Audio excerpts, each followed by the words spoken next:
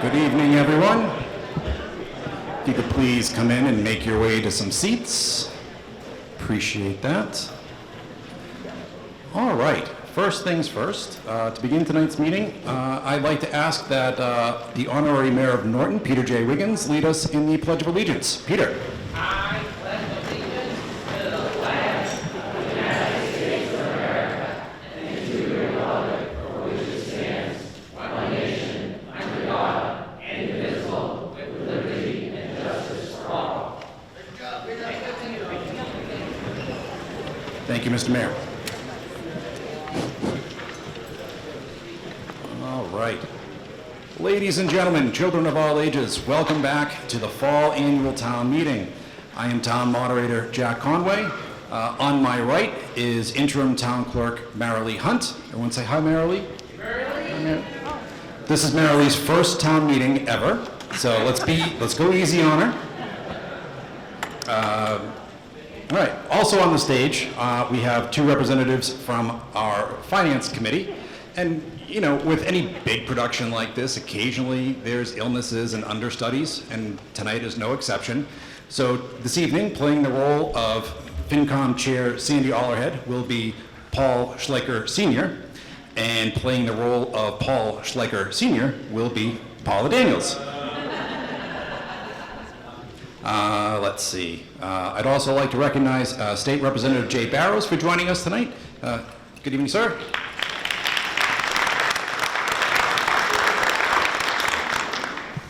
All right. With those introductions out of the way, I'd like to extend some gratitude to you all. Thank you for coming out tonight and participating in our town's legislative process.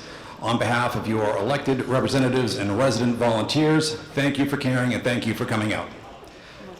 Before we get into the delicious nitty-gritty of tonight's business, let's take a moment to review the ground rules for the meeting.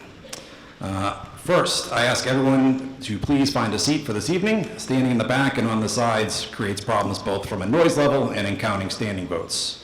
If you are not a registered voter in the town of Norton, you are welcome to attend but must sit in the section back there, which I think everyone has done nicely. Good job. There are two microphones located in the back of the aisles and then one more up here. That will be used primarily by town employees and presenters. Please move to one of those microphones if you wish to speak and wait to be recognized. When speaking, and this is important, please identify yourself by name and include your address. Those are very important for the minutes that we have to develop for this. And please try and keep your statements concise, direct, and limited only to the matter under consideration at the time. All speakers at this meeting will be treated with courtesy by the moderator and everyone else in the room. No speaker will be allowed to use the meeting for personal attacks on any individual. All remarks will be directed towards the moderator, and while I will allow questions to be asked of individuals, I will not allow cross-examination type discussions from the floor. In recognizing people to speak, I will endeavor to call upon those who have not yet spoken on a topic before recognizing those who have already spoken. I will recognize motions to move the question, but if in my opinion there are still people waiting to speak who may add to that discussion, I will exercise my authority to not accept that motion to move the question under those circumstances. If a standing vote is required, you'll be instructed to stand at your seats until your vote is counted. If a ballot vote is required, we will be given instructions by the moderator and town clerk as to how to proceed. If you wish to make an amendment to any motion, you must do so in writing and present it to the moderator. Please prepare your amendment in writing and bring it to me up here. If you are moving an article that has not been recommended and moved by the Finance Committee, you must also present that motion to the town clerk in writing, and it must be done in a proper form. I remind you all that no motion to reconsider any article will be accepted by the moderator until at least 3 articles following the article being reconsidered has been acted upon by this meeting. If the article is one of the last 3 on the warrant, I will accept any motions to reconsider them at any time prior to adjourning. Please be aware that any article you act upon tonight can be reconsidered as few as 3 articles later, so keep that in mind before you rush out after your article. There may be requests this evening to allow non-voters to speak on certain articles. This must be done by a motion voted upon by this meeting. While it is the right and decision of the meeting to allow or not allow non-residents to speak, please keep in mind that they may have information to add to the discussion. All non-voters must approach the moderator if they wish to be heard. Please raise your hand if you are in favor of allowing non-residents to speak this evening. All right, all opposed? All right, congratulations, non-residents, you can speak tonight. Now, without further ado, I would like to ask Madam Clerk, do we have a return of this warrant? We do, Mr. Moderator. I have served the warrant by posting attested copies at the Chartley Post Office, the Norton Post Office, Norton Municipal Center, Norton Public Library, and 3 other public places within the limits of the town, 7 days at least before the timing of holding said meeting. Excellent. No one would know that that was your first time doing that. All right, let's get down to business. Article 1.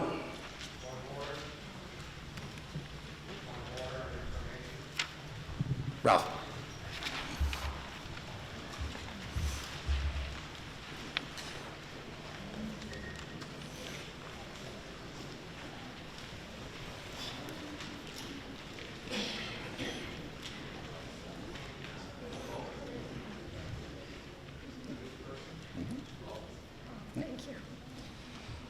First question I have is, why isn't there a podium? Can we get one for people? Thank you, Paul. Was that Paul? No.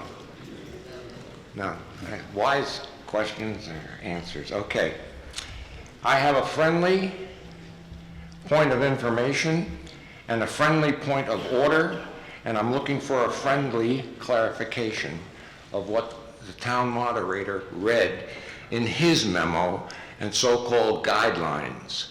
So the question is, what you read, are they part of your guidelines? Is if there's a specific question you have, Ralph, I can try to answer that for you. Yes, it deals with the fact that in the past, and I've lived here for 50 years, someone will come up to the microphone, make a point, and drift, and I've done it. I'm not drifting now. I think that that's incorrect because of freedom of speech. I'm a staunch believer of freedom of speech. So if it's not in the guidelines, I'd like to know, where is it written in the rules and regs? I believe that falls under my authority as moderator of this meeting, to keep things focused and on the topic at hand. In the past, I've watched some friends be shut down, and then I've watched people who opposed a certain warrant article be given the floor. I'd like to see an end to that, and I'm done, but I want to include my typed guidelines from Robert's Rules of Order, and I'd like them to be considered, and if they're important to our meeting, that the town would vote on them. Not tonight. It's friendly. Thank you.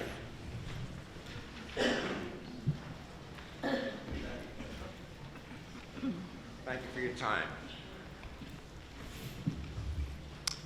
Thank you, Ralph.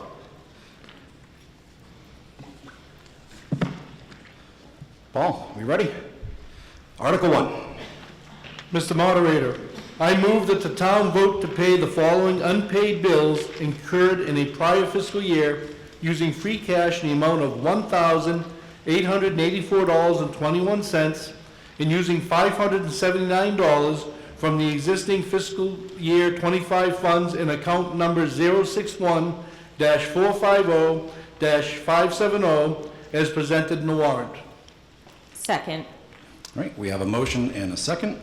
Mr. Town Manager, would you please explain this article?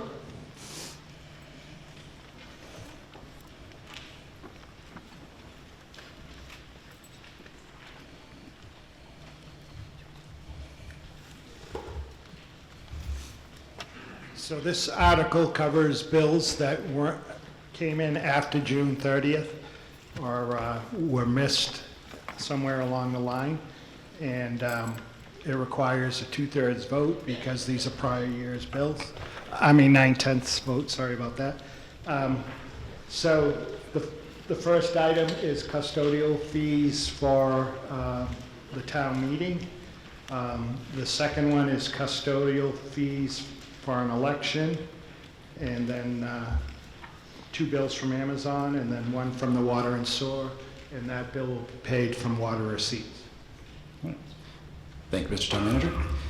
Any questions on Article 1?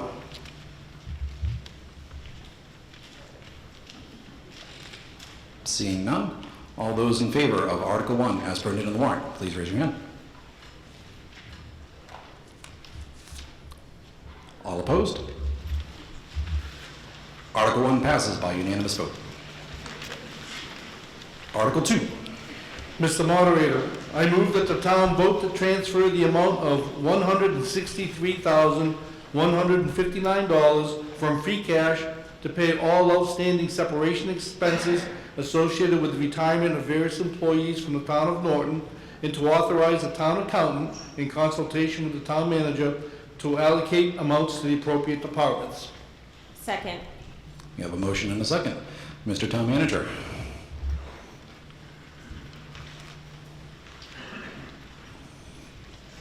So this is to cover retirement expenses, which is sick leave buyback and also vacation that's been accrued. And we have 1 in the treasurer's office, 1 in the town clerk's office, 3 in the police department, 1 in the fire department, and 2 in the Board of Health. Thank you. Any questions on Article 2?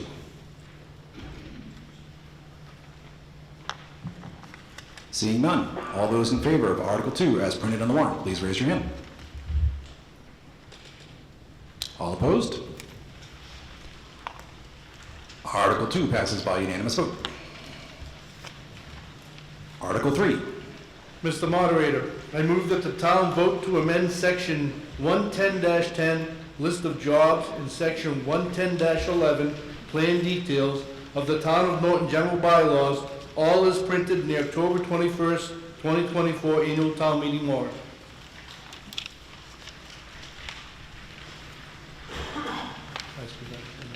Second.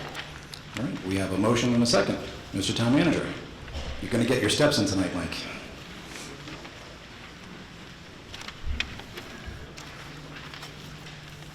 So under the town charter, the town manager shall from time to time review the salary plan and shall keep informed as to pay rates and policies outside the service of the town, and shall recommend to the town any action he deems desirable to maintain a fair and equitable pay level. So we had GovHR do a salary survey for us back in the spring, and the new scales are recommended as part of that salary survey. Great. You might want to stay up there, Mike. I think I see at least one person. Yes, sir. Joe Cogliano, 202 Bay Road. My understanding is there was already an increase in salary ranges in 2022, so that was just 2 years ago. I think everybody knows we've been in recession since 2022. I think we should be cutting expenses, not increasing them. Personally, my real estate taxes went up 60% between 2022 and 2023. What? Amen. Yeah. Now, I understand the concept of comparative pay rates with other towns, but, you can't compare Quincy, for example, with the town of Norton. I think the key questions are we losing good people because of the existing salary levels? If so, is that due to cash levels or benefits provided? Are town employees complaining they will leave without increases? Are we unable to fill positions at the current salary ranges? In my opinion, based on the likely economic situation that's coming, which is stagflation, high unemployment, and inflation, I think we're all going to be lucky to have jobs. I don't think there should be any increases at this time in salary ranges. All right. Mr. Town Manager? Yeah, I just wanted to say that changing the salary ranges does not make any change to anybody's salary. everyone is within the salary range, so that is not part of this article. It's to keep us competitive so that when we do have vacancies like I just read to you, we can fill those vacancies. Thank you. Yes, Karen. Karen Drain, 6 North Washington Street. Can you, could you speak to the percentage increase that these positions are going up and how that would be sustained moving forward in our budget if we're trying to keep within our levy increase? Thank you.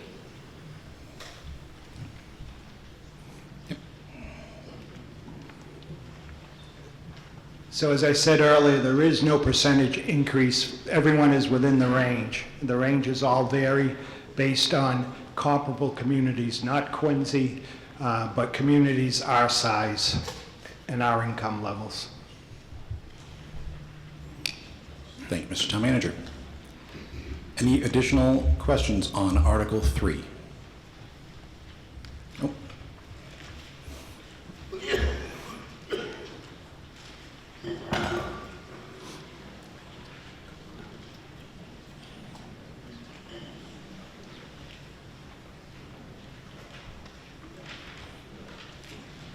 Tamara Brodsky, 15 Willis Drive. I'm just wondering, is this an all or nothing thing, or in a future meeting could this be parsed out, or it's everybody's gonna get these increases in the range, or nobody gets these increases in the range? And could that be done differently, I guess? That's what I'm wondering. So I can speak from a procedural standpoint. Currently, the article as presented is that block of band increases. So there could be motions to separate those if needed, or they could be modified at a future town meeting.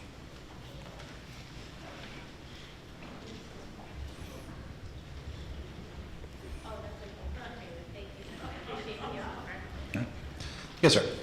Chuck Gallagher, 201 Bay Road.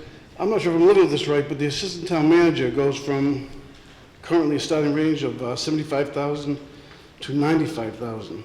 That's a pretty big increase for a starting salary. I never got more than 5%, 6% my entire life, and I was a public employee.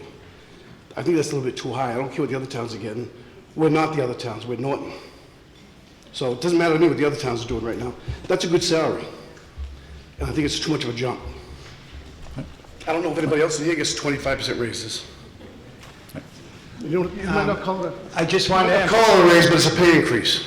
I just wanted to emphasize again, everybody that's currently an employee of the town is within the ranges. There's no change in their salary. Until next month when somebody retires and the next person coming in gets that big bump. Well, I can tell you right now, based on the range we have for town clerk, we can't hire a town clerk. There's no one that's coming here for that range. Somebody will come when the money gets tight, somebody will come. Well, I'm just going to ask the direct comments to me, and I'll referee. All right. Yes, Michael. Michael Toole, 53 Lincoln Street.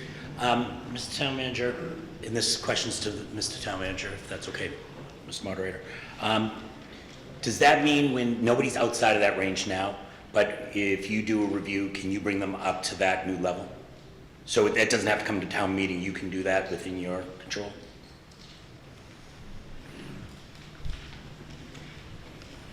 I can do that, but it always comes back to town meeting, because town meeting has to approve the budget. And the FinCom reviews every line item of every budget. And another follow-up question, Mr. Yes. Moderator?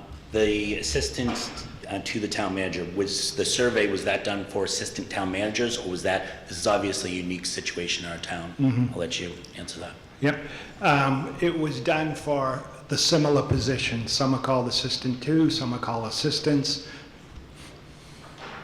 Okay. Thank you. Mr. Kimball. Kimball, 51 Pine Street. Just for clarity here, these are the only non-union positions we have in the town of Norton. Everything else we do in Norton is under union contracts. So the reason we do these ranges is because in most cases, we have to have a certain starting point and ending point. This is some practice we've been doing for as long as I've been involved. What you should be concerned about is not so much what's on this list tonight, but pay attention next spring, pay attention to the increases within the budgets of union personnel in the town. You might be surprised. So we're beating a dead horse here. None of this can be spent. You can't just go and say to Mike Eunice, you've got a range of such and such and such and such. We're going to give you some more money. That has to come back to us, the town meeting. That's the advantage of having this open town meeting. So that's not going to happen. So I hope that clarifies it a bit, but this is something this is a practice we've been doing for years.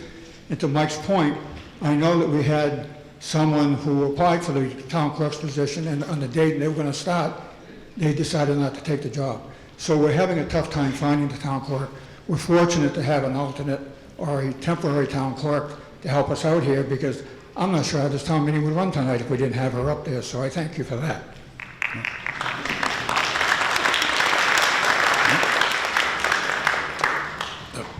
Mr. Thompson. Cody Thompson, 30 Keith Drive. Mr. Moderator, through you, question for the town manager. Of the ranges that are being increased here, you keep going back to all of the current salaries, obviously, are within the current salary ranges. My question to you is, for the ones that are being increased on the lower end, how many positions are potentially looking at a mandatory increase to stay within the new proposed range? And has that been considered, and how much of an increase are we talking about in the budget in the spring just to maintain compliance with the new bandwidths? Thank you. Mr. Town Manager. The answer is nobody. Okay. Sir. My name is Brian Beatty. I'm sorry I was up late last night. Can we just get your address, sir? 143 Newland Street, and my family owns Newland Farms. I own B&B Landscaping, a company in this town, for 45 years. My parents have been around a little bit longer. I'd just like to say that we should move the question. I make a motion, we move the question, but before that, I would like to thank the Norton firefighters and all personnel involved in that, because we had emergency management.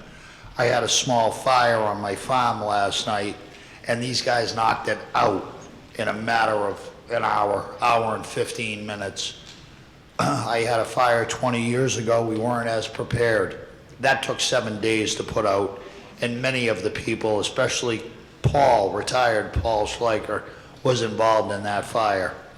Their response was impeccable and on time, and faster than on time.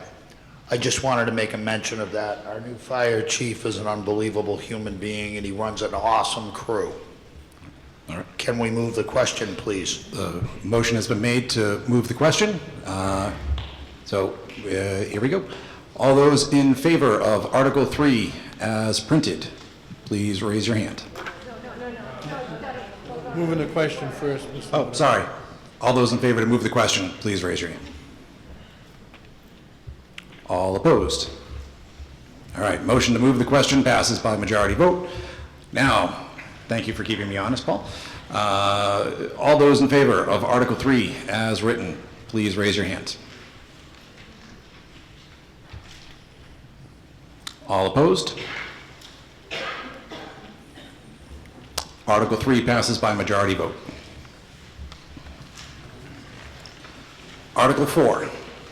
Mr. Moderator, I move that the town vote to amend the vote taken under Article 6 of the May 13th, 2024 annual town meeting by increasing appropriations for certain line items and, as funding therefore, to raise and appropriate the amount of $226,491, to transfer the amount of $792,714.50 from free cash, and to transfer $2,061 from account 061-450-570-5701 to 061-450-594-5925 as presented. Second. All right. So we're going to pull this up on the screen. This was voted on moments before we walked into the room here, so late breaking news. So I can't quite see the screen, so somebody give me a thumbs up when it's good. Mike? Okay. Yep. Mike, do you want to explain the Article 4 in general, and then we can kind of go through?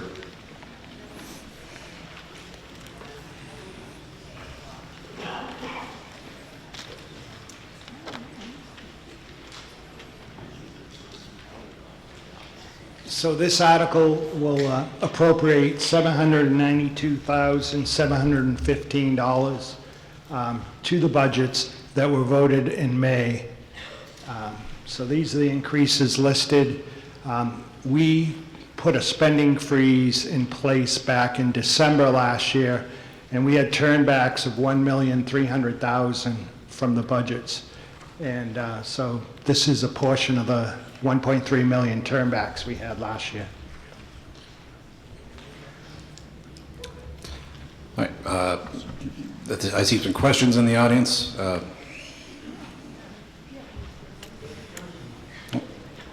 right. See somebody moving to a microphone. Yeah. Yes. Dinah O'Brien, 6 Avery Road. I'm just seeing these numbers now, and I assume that the majority of the people in this room are seeing these numbers now. It doesn't seem to me that I'm able to vote on them without having the ability to look at them and study them, especially after what we went through in the spring. So I'm questioning if someone can answer me why we're seeing this at Article 4 in real time at the town meeting instead of prior to when the warrant was issued.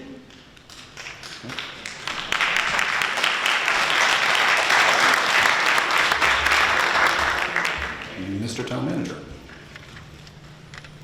Because at a previous meeting, the Finance Committee voted 3-3 on this article, so it was not recommended because they only had 6 members and they split evenly 3-3.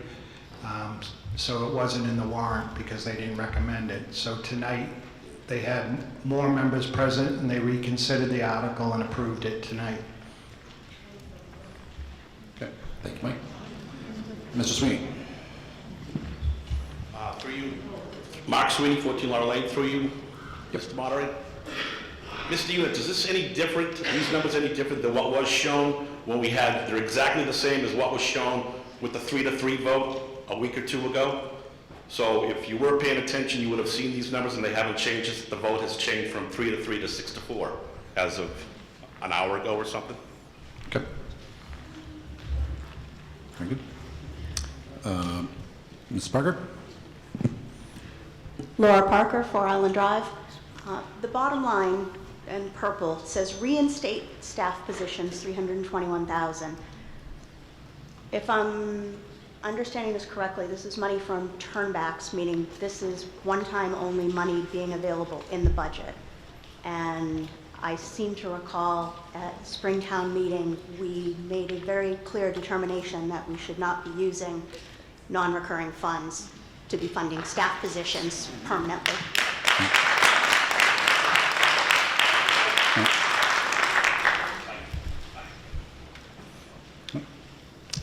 I think Steve is looking to have the screen scrolled up.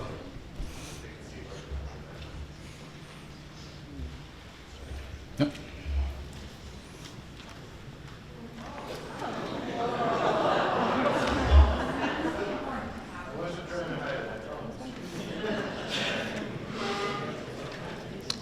All right, I'm trying to follow the bouncing people here. Yes. Debbie Winston, Elm Street. I'm curious, is this an all or nothing, the whole list? Similar to the last article, right now it is currently all as one. A motion can be made to divide the article, but right now, as we are debating, this is one article. All right, then it's a no for me. Mr. Gavea. Bill Gavea, 111 Maple Street.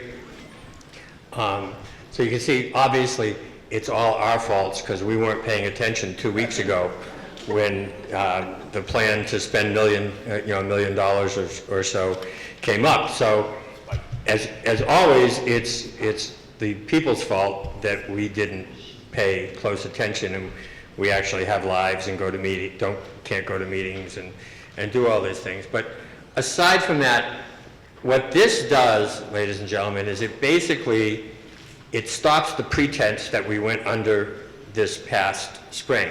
When we voted a budget that we knew wasn't sufficient to supply the needs of the town, and we did it because there was an override coming up, and clearly, as the vote showed, most people in town didn't want to pay more in property taxes. And so we pretended that the police and fire overtime was going to go away, and we hoped, maybe prayed, that we would have money at the end of the year. Some of this money is due to turnbacks. Some of the money that's available in free cash is due to increased reimbursements from state programs. Some of the money is one-time money that came from various places. The problem with it is, you remember what we went through just 6 or 8 months ago, and we talked about whether we were going to have an override and how we were going to budget and how we voted the 1% budget, and we did all these things. We had all these painful discussions, and everybody got up on their high horse. Ladies and gentlemen, since last year, the town has learned absolutely nothing. Absolutely nothing. We continue to do things the same way, in the same system, and keep expecting a different result. We don't want to pay more in taxes. I didn't agree with the way the town voted in the last override. I think we should have increased our revenues to make sure that we had enough going forward. So I didn't agree with what the town did, and the town did it overwhelmingly. But I heard it. I understood what they said, which frankly is more than I think we're getting from most people. A lot of people will vote for this because it puts some positions back in the school, positions that I think belong in the school, positions that should have been there 6 months ago that aren't there now. It puts back in the overtime that we knew we were going to spend sooner or later anyway in the police and fire, but we pretended that we weren't so that we could get the override defeated. We did all these things, and now we're back here doing the same thing. And some of the people who campaigned and went out and said, no, don't spend more money, don't do this, are now here telling you it's okay, because your tax bill isn't going to go up by what you vote here. Not tonight, anyway, and not for the rest of the year. You're not going to pay any more taxes because of this. But there's a real good chance that money like this won't be available next year. You're putting back in positions that have been gone. By the time they're rehired, they'll probably have been gone for 6 months. And many of them are important. But did anybody take any steps to figure out how we're going to fund them again for the next year? Or are we just going to cut them again? I just wish that as much effort went into changing the system and the way we go about it and the way we figure it as does to playing the shell game where we can pass the blame from one place to the other and never get anything done. So what I'm going to do tonight is I'm going to vote no on this article. And I'm going to vote no because I don't think we should be doing this. I don't think we should be playing the game. I think the voters spoke clearly, and I think we should give the people the town that they voted for. That's what we've always said. That's why we have elections. That's why we do these things. So give the people what they voted for. Don't pretend. Don't play games. Don't do all this crap. Just decide what we can afford, spend that much money, and go for it. Yep. Just do what you're supposed to do. Yep. I think Mr. Sweeney had a point of order. Yes. Mr. Sweeney's comment was to keep this to Article 4, which I think that falls within Article 4. Ralph just talked, if I may, Mark Sweeney, 14 Laurel Lane. Ralph just brought it up and left you a piece of paper. Don't let people drift, don't let people filibuster. Basically, we've got to stick to Article 4, not what we did back in July, the override got crushed or anything like that, and he's upset. Article 4. Very good. All right, Val. Valerie S. Cabral, 50 Mansfield Ave. The S stands for spite. Thank you, Mark. I have a question and then probably comments. Can we understand, for those who weren't necessarily paying attention at all of those meetings, like some of us were, what the positions are that $300-ish thousand in the school committee, school budget is? Can someone outline those positions and what they're going to mean? Because a lot of us do know, but maybe some people don't, I'm assuming. Dr. O'Neill. Thank you, Dr. O'Neill.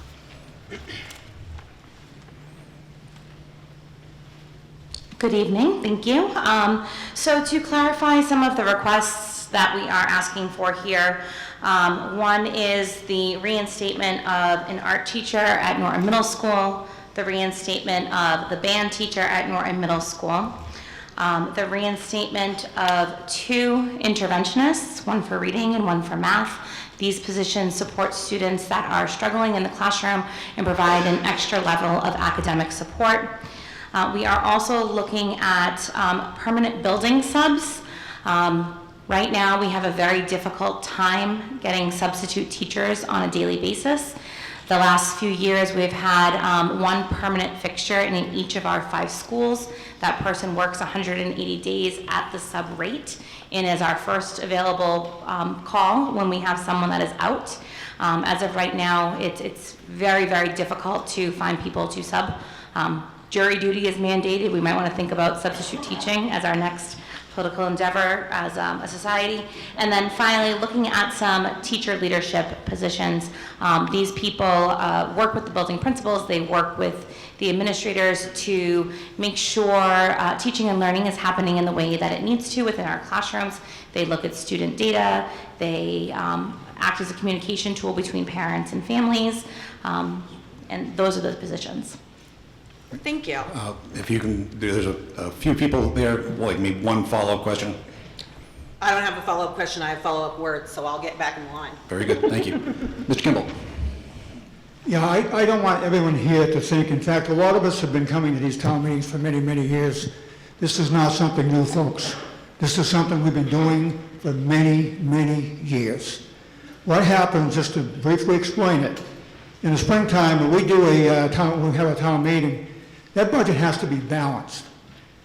Every penny of that has to be accounted for. We can't say, well, you know what, we're going to put police and fire back in there for their overtime, and let's pretend that, that we're going to get the money. State law does not allow that. So when you pass the spring town meeting budget, it was based on the available dollars we had at that time. That's how it's always worked. It's been like this for years. This supplement budget in the fall, although I have not always agreed with it, has been something that we've been doing. It's a past practice. And I can go back for many years and show you, if you look at the town reports, you can see it right in there, every single year. So now we passed a budget in springtime that is balanced. In August, we get, from the state, we get certified cash. Now we know how much money we have to spend. In this particular year, we've got about $6 million coming back to the town. A portion of that is being asked to be used tonight. The rest of it will be used for next year's budget come next May. And we've been assured by the town manager that the money that we have we're spending tonight, along with the money we're not spending tonight, will be utilized in the spring. It will not require any layoffs or any additional layoffs of anybody we put back. As far as the overtime goes for the police and fire department, past practice. We've been doing this forever. We didn't have enough money in the spring budget to do it. We come back in the fall and we supplement it. If you do not supplement the overtime account, keeping in mind that, as with the schools or any other department, we have people that get sick, jury duty, whatever might come up. That's all has to be taken into account. The overtime account allows us the opportunity to bring people in on a part-time, on a restricted basis to fill positions. It does not include additional insurance, health insurance, vacation time, all the other benefits that go along with it. Past practice, we've been doing it for many years. If you don't pass this budget with the overtime accounts for the, and I'm sure the chiefs can get more into this than I can, Charlie Station will close down a number of days. Police department may have, again, which happened many years ago, have no overnight shifts, so nobody's going to be manning the police department. School department, it's been obvious that they had shortfalls, and they needed some reaction to some of the issues that were brought forth in the spring. That's putting some of it back. It's not putting it all back. And for those who say that, you know, yes, we did vote no in the springtime for an override. We did do that. Some of us might have had this foresight to know that we were going to be getting some additional money come August that would be certified. And all you have to do simply is look at some of the new growth we have in town, including our industrial base. That all helps create the additional revenues that we're going to need to spend in the future. So when you're talking about making cuts, and yes, I hear you, you're angry that we didn't pass an override in the spring. I get it. This, on the other hand, though, you asked for $3 to $6 million. We're giving you most of that back now. It's no different than an override. The money is there, spend it. Come next spring, we'll spend the rest. We've been assured that the expenses and the staffing will stay the way it is, and I would encourage you to vote yes on this. If you don't, you're going to have a totally different type of town that you're not looking forward to. It won't be the kind of town I want to live in. Thank you, Mr. Kimball. We're going to recognize the chair of the school committee. Oh, no, you're good. All right, we'll go Dinah, Margot, Nick, and then we'll bounce back and forth. Yeah. Dinah Mr. O'Brien. O'Brien, 6 Avery Road. I, for one, am happy with the way we voted in the spring. And if there was foreknowledge, which I don't believe there was, accurate foreknowledge of how much money was coming back, I think the vote and the budget development would probably have been different. I've been asking for a while, and we now have budget oversight where combined boards are looking at how the current money is being spent. I, for one, would not advocate spending $6 million or parts of it in free cash for an operating budget, since we don't know whether that money will be there again next year. I think we should do some planning. I think we should look at the amount of free cash that is available, decide how we're going to incorporate it into the FY26 budget, and therefore, when money comes back to free cash in FY25, we are backfilling, not trying to spend money that we don't know we have. It would be similar to buying the very large, very expensive car with the benefits of your grandmother's will, and then in 9 months not being sure whether or not you could make the payment on that car and might have to give it back. I think we need to look at the amount of free cash we have, plan for FY26, and live with the budget that we as a community sought to pass and did in April. Thank you.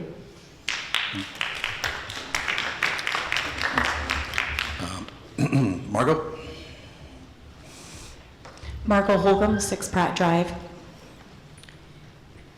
The first thing I want to say is the definition of insanity. It's doing the same thing over and over again and expecting different results. That being said, I do believe it's a little unfair to show these numbers. These are very high numbers. These are scary numbers, I'm sure, to some. Back at the spring meeting,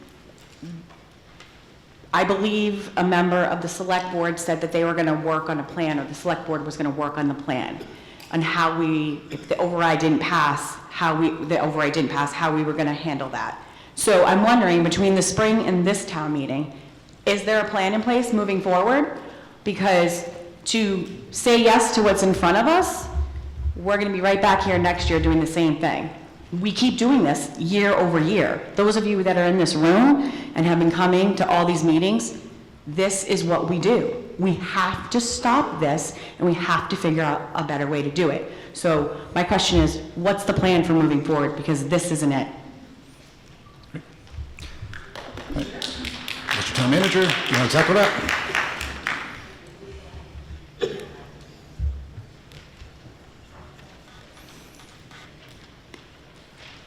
So the question is, what is the plan? So we've looked at our free cash, and we have planned what we're doing with the free cash. So tonight, you're going to be asked to put $1.5 million into stabilization. That'll get us above the state recommended 5% minimum for your stabilization account, where we've never had 5%. So that'll be good for a couple years. We'll be slightly above it, and we should be good for a couple years. We're putting $1.25 million into capital so that we can keep up with our infrastructure and our equipment needs. We're increasing our OPEB by $125,000, other post-employment benefits we'll talk about later. We're also holding $280,000 in case we have a bad winter and we need that money for snow and ice, which will leave us with $2 million going into May's town meeting. And I just want to also have you think about again, in December, we went to all the department heads and we said, we know it's going to be a tough year coming up. We put in a spending freeze. We turned back $1.3 million. And now we're asking you to allow us to use $792,000 of that. How effective do you think the future request is going to be to put in a spending freeze?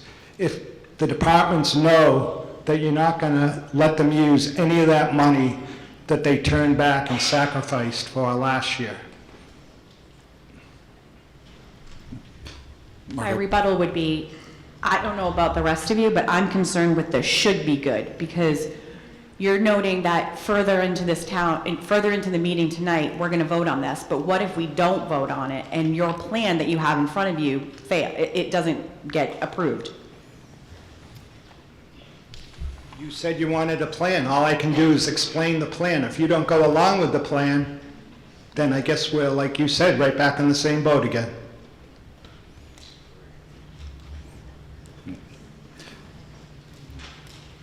Mr. Schleicher.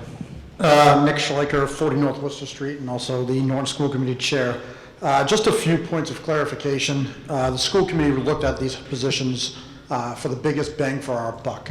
We didn't take lightly. We cut over $3 million worth of positions last year. We're really looking at this as how can we affect the most amount of students in our schools without being greedy in terms of coming to town meeting and asking for $1.5, $2.5, $3 million. $321,000 in positions, around some of the most needs. Our middle schools seem to get hit really hard. A lot of these positions kind of looking back in, bringing back, which we all had at one point or another, music and art to our schools. I think it's very important that to also point out the school committee voted this 5-0. To approve. The select board was on approval on this, and FinCom earlier today just approved it as well. The other thing I think that might kind of stole my thunder a little bit here, but we do have a much larger free cash pool than we've had in the past. There was $1.3 million in departmental turnbacks. That's money that was budgeted and not spent. If you watch the joint meeting that all three boards sat in a few weeks ago, our stabilization account, if approved obviously tonight, is going to be over $4.1 million. That's over the 3 to 5% that the state recommends. That's still with funding these things. You're looking at every capital project. Again, if that gets voted on, that account is still going to have $700,000 in it. And then you're also going to hear that $2.4 million that is still going to roll over for our next year's free cash budget. I definitely urge everybody in this room, we need a fire, we need our police. We do not want to be looking at shutting the station. And then honestly, from the school's point of view, $321,000 into positions to give our kids a little bit of hope and a little bit of, positivity moving forward, I don't think is a huge ask when we're sitting on the amount of money that we are. Thank you.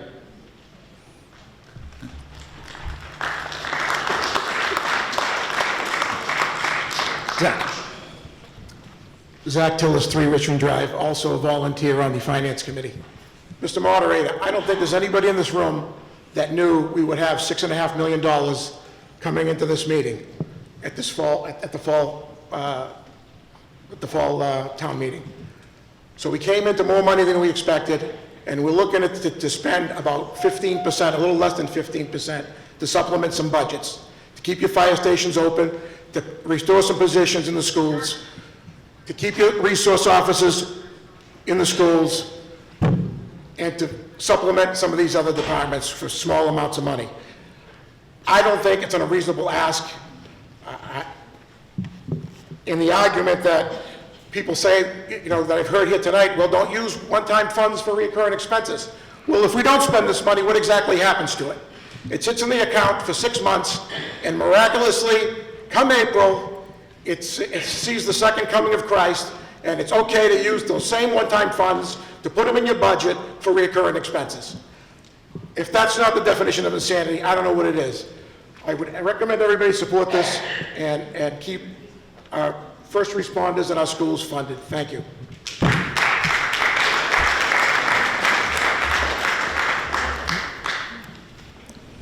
Kim Arena, 8 Fordham Drive. For me, this has nothing to do with spite, with the fall meeting, the spring meeting. For me, it has to do with responsibility, planning, and why is it that we have kicked the can for many years? I've been in town almost 30 years now. Come to a lot of meetings. I was at the joint meeting. There were a lot of questions about some of the line items that were being proposed by the town manager. That came out right before the meeting, I think, and now a revision tonight, I guess, on the line items was proposed or voted on right before the meeting. I don't understand the lack of planning, the lack of coming forth and talking about these things, and really, it's almost like we've got found money burning a hole in our pocket, is the way it comes across to many, versus it being, okay, we have a need, and a lot of people have stopped and explained that need tonight or at individual meetings. But this is something that needs to be done across the board, and there needs to be trust in this town. Nobody's denying that we need these things. But year after year, and Bob Kimball mentioned it, he's been around a lot longer than me.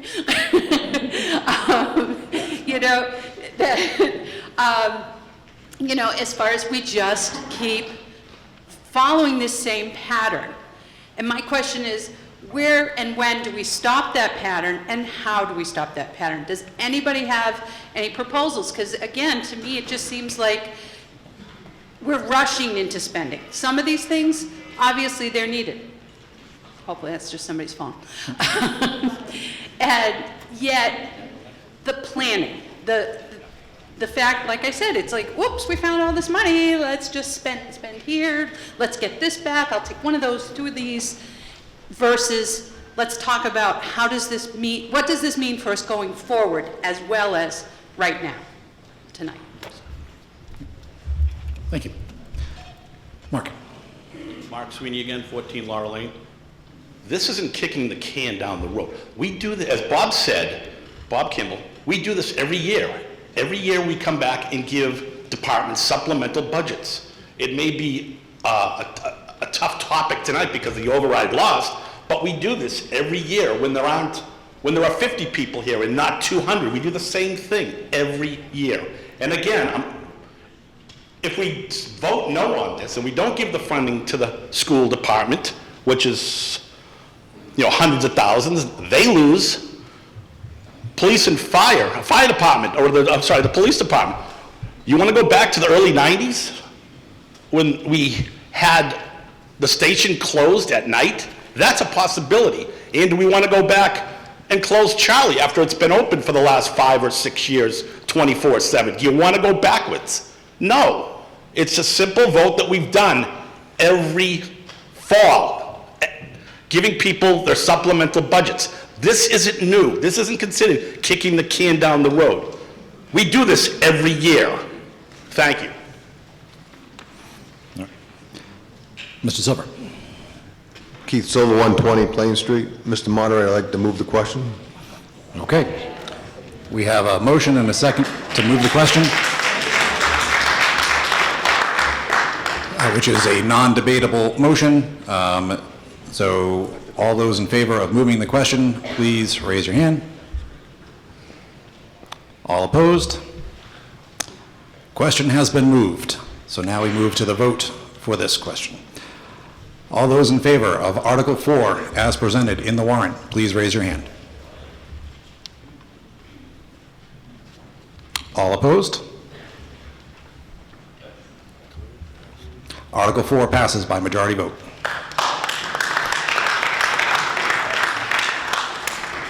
Thank you. Article 5. Article 5. Article 5 is declared lost for lack of a motion. Article 6. Article 6. Article 6 is also declared lost for lack of a motion. Article 7. Mr. Moderator, I move that the town vote to transfer the amount of $1,250,000 from free cash to the capital improvements account. Second. Motion and a second. Mr. Town Manager, would you like to explain this article? And we can open the floor.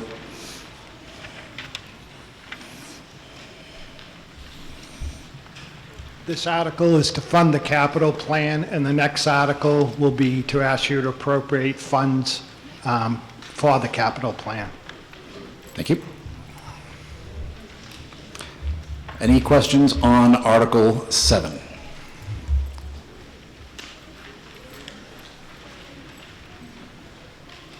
Seeing none, all those in favor of Article 7 as presented in the warrant, please raise your hand. All opposed? Article 7 passes by majority vote. Article 8.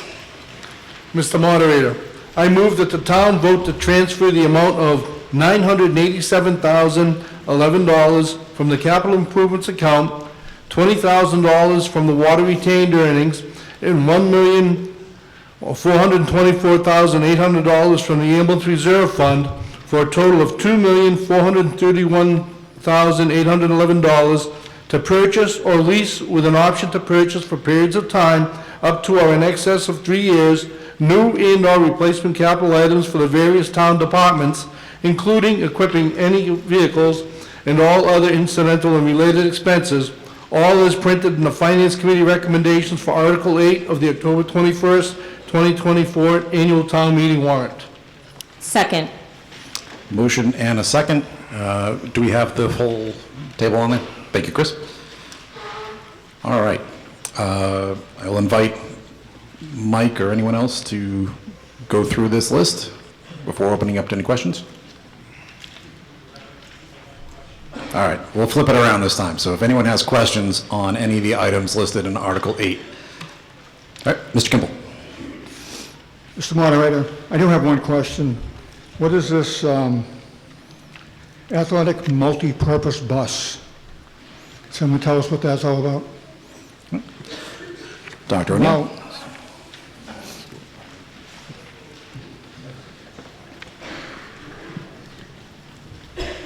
Thank you, Mr. Kimball. So a few years ago, we were actually able to buy a small minibus. You may see it around town. It's red. It is definitely not Norton purple. But what we've been able to do with that small minibus is we use it nearly every single day to transport some of our smaller athletic teams to and from away games and meets. We also use it to transport students for small field trips, special education, the Special Olympics. So what we've found is that the upfront purchase of this small minibus has actually saved us an incredible amount of money when it comes to transportation. So what we are requesting is the funds to buy another one of these small minibuses with the hope that the initial purchase will again allow us to save, last year was about $60,000 that we saved overall with that bus. And it's been a great addition to our fleet, and you don't need a special license to drive it either. So our teachers or our coaches, Mr. Hayward, our middle school principal, drives it all the time for our unified sports and getting kids where they need to go. So it's been a really great addition, and it saved us money. The red bus will be turned over and auctioned off to you, Mr. Moderator? Dr. O'Neill? We're going to keep it. We'll keep both. We'll have both buses so that way we can run them simultaneously, or we could even take both buses to the same location for a larger team and not need to work with some of our other vendor partners for a more expensive, costly ride. Well, I don't have a concern about it. I think it's probably going to be cost effective to do it. My concern is this, and this is pretty much not just a school, it's a broad stroke. This town has more vehicles than we need. And every time we replace a vehicle, in the past, we've always supposed to go out to auction and try to sell off the old vehicle. Well, the vehicles are now having babies. And with those babies come expenses such as insurance and all the other stuff that goes with it. This town needs to do an assessment on how many vehicles we actually own and where they need to be. And if we don't need them, they need to go away. A few years ago, we got a grant for 3 electric vehicles sitting down behind the brand new town hall. They look great down there. You sit there most of the time. Why do we have them? Why don't we get rid of them? Why don't we declare them surplus and make them go away? To your point, the 2 buses make sense because now you've got enough capacity to move them. And if you use the outside services that you presently use, the big buses, obviously it's going to cost money to do that. So I'm not opposed to it, but I would ask the board, the select board, to look into doing an assessment and find out what we need and what we don't need, and perhaps another department could use it, or perhaps we get rid of it through an auction process. Thank you. Thank you. Thank you, Dr. O'Neill. Any other questions on the items listed in Article 8? Seeing none. All those in favor of Article 8 as presented in the warrant, please raise your hand. Opposed? Article 8 passes by 2/3 majority vote. Article 9.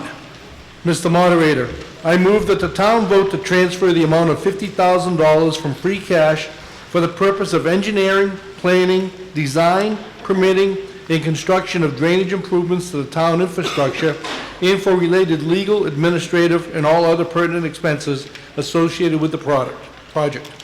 Second. Mr. Town Manager. You should just get you a stool up there for next year. This money will go, we've had a couple areas with drainage issues. This will allow us to address 2 of those areas, one Barrows Court and the other on South Worcester Street. On South Worcester Street, we need to develop an easement, a drain easement. On Barrows Court, we need to do an engineering study to figure out from all the drainage areas what is headed towards Barrows Court and how we can improve the situation. Thank you, Mr. Town Manager. Any questions on Article 9? Seeing none, all those in favor of Article 9 as presented in the warrant, please raise your hand. All opposed? Article 9 passes by majority vote. Article 10. Mr. Moderator, I move that the town vote to transfer the amount of $50,000 from free cash to be expended under the direction of the Norton School Committee and the Permanent Building Committee for a schematic design for the replacement of the roof at the Norton Middle School located at 215 West Main Street, Norton, hereto referred to as the project, including the payment of all incidental and related costs, in which proposed repair project would materially extend the useful life of the school and preserve an asset that otherwise is capable of supporting the required educational program and for which the town may be eligible for a grant from the Massachusetts School Building Authority, the MSBA, with the town acknowledging that the MSBA's grant program is a non-entitlement discretionary program based on need as determined by the MSBA, and any cost the town incurs in connection with the feasibility study in excess of any grant approved by and received from the MSBA shall be the sole responsibility of the town, provided further, however, that any funds appropriated hereunder that are not used in the schematic design phase of the project shall be used for the project's construction phase, subject to the approval of the Massachusetts School Building Authority of a project funding agreement, or take any other relative action thereto. Second. All right. Dr. O'Neill or anyone from the school committee would like to speak to this?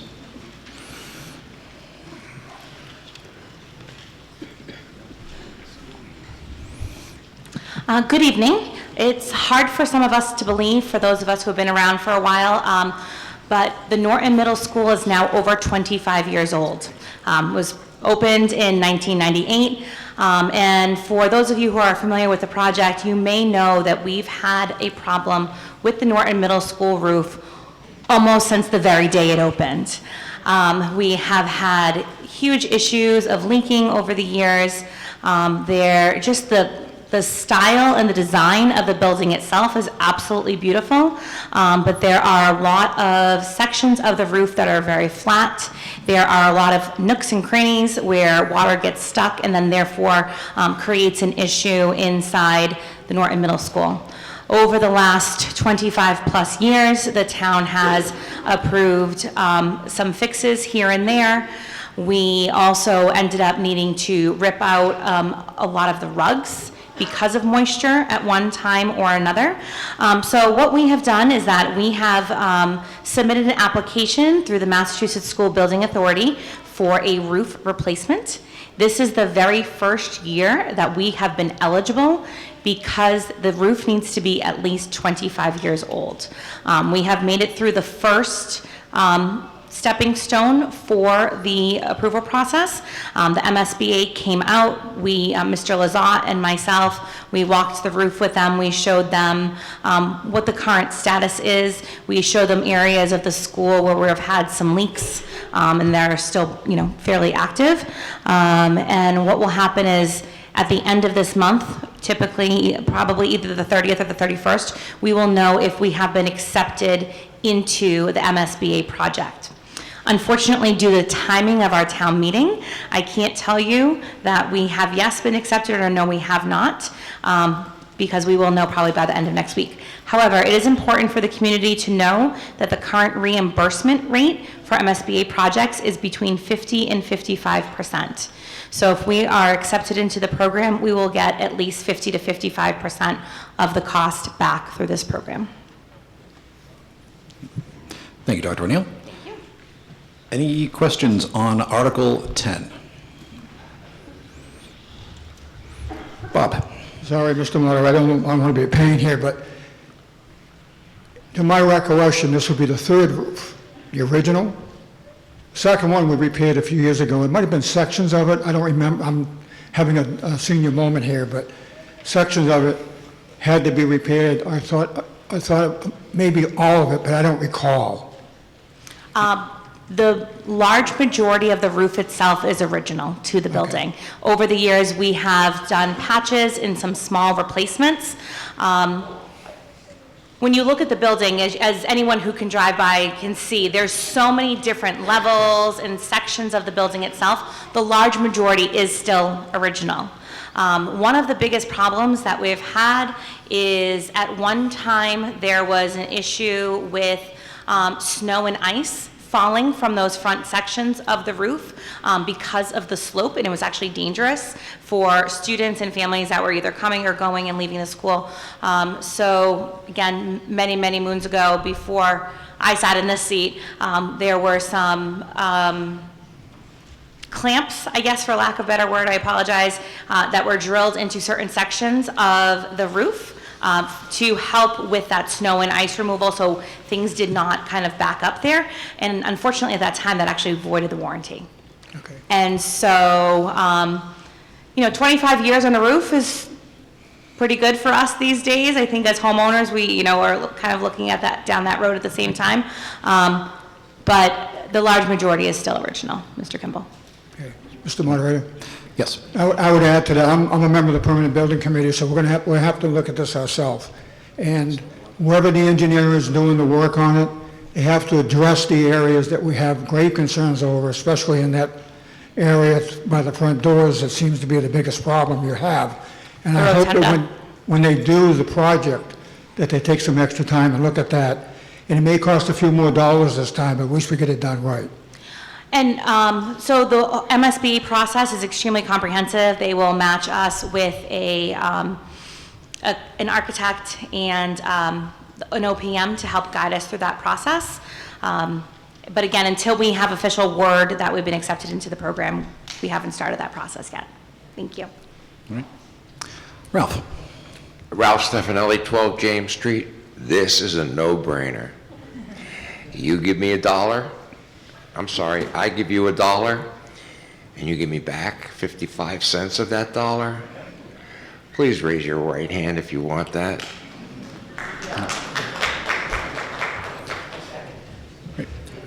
Any other questions on Article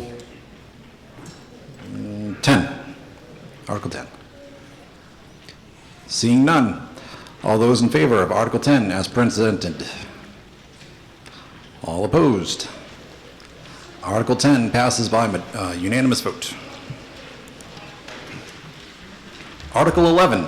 Mr. Moderator, I move that the town vote to appropriate the authorized but unexpended balances of the following town meeting articles, which projects are now complete and for which no further financial liability remains, to pay additional costs associated with the Senior and Community Support Center and the Town Hall projects as approved under a vote for the town passed on May 8th, 2021, Special Town Meeting Article 1, as follows.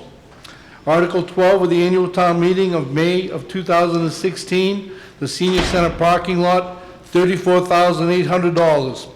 Article 6 of the special town meeting of October of 2019, the Town Hall Senior Center site evaluation, $8,975.21.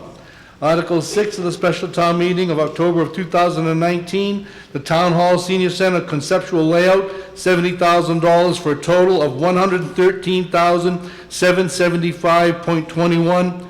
And Mr. Moderator, this figure may be different than what was presented in the printed warrant, which is why you read it. Okay. Second. All right. Mike. First of all, the figure's different because those bottom two numbers there, the 727.17 and the 1,000 whatever, 733, those have been closed out previously. So this money would be moved into the project to help with the cost of demolition of the town hall. Great. Thank you, Mike. Any questions on Article 11? Oh, Peter?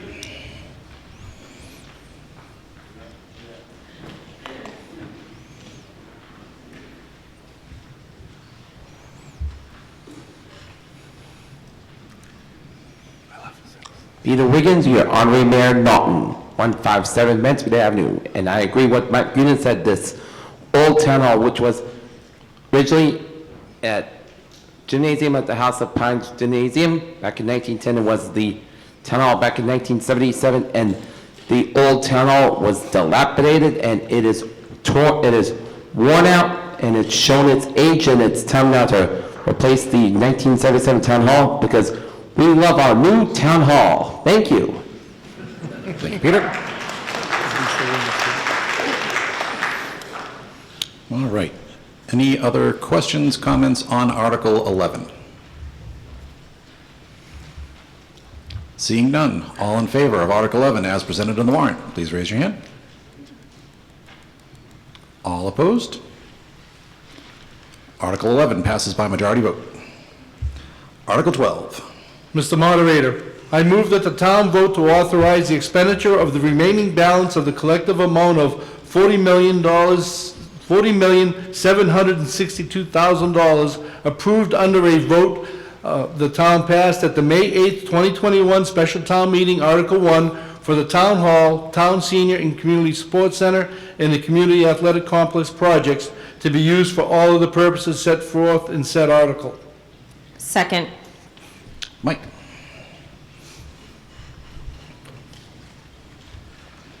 This article is just to clarify, in the article from May 8th, 2021, the town did authorize an expenditure of $40,762,000 for all three projects, but it also broke out the cost of each of those projects. So what this article would do would say that any of the remaining funds from those projects could now be used, in this case, for demo of the town hall, and demolition was in that original article.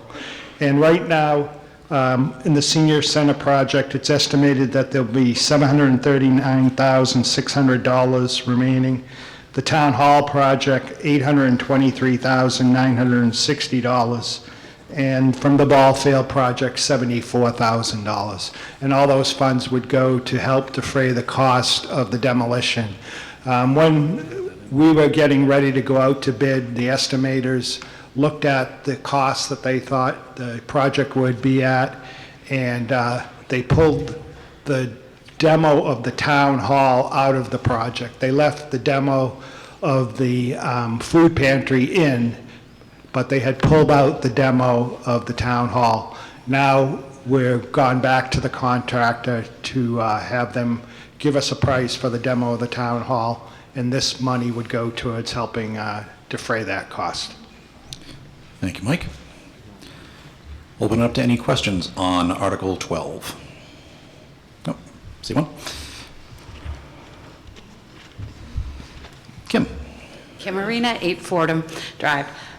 My question is, we have, and it was referred to at the joint meeting, select board or whatever, little pots of gold that came from coming in under budget on these three projects. And now we're allocating that towards one thing, which is demolition of the old town hall. Are there not other places we could be using that money, and why is it, what are we going to do with the site where the town hall was? What's the benefit to the town? Mr. Town Manager. So on the article that we're talking about, these funds can only be spent on the projects. They can't be spent anywhere else. That's what the authorization was for. And when the town hall is torn down, there's going to be a parking lot. That's where the parking lot we have right now is filled with employees. That parking lot will be the parking lot out front for residents. Thank you, Mike. Any other questions on Article 12? Seeing none, all in favor of Article 12 as presented, please raise your hand. All opposed? Article 12 passes by unanimous vote. Article 13.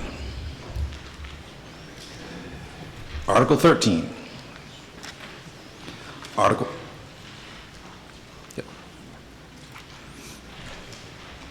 Frank Parker, 4 Island Drive. I'd like to move Article 13 as printed in the warrant.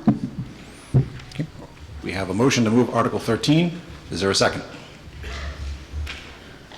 All right, we have a motion and a second. Article 13 is now open for debate. Mike, you want to come up and speak to how this article has evolved?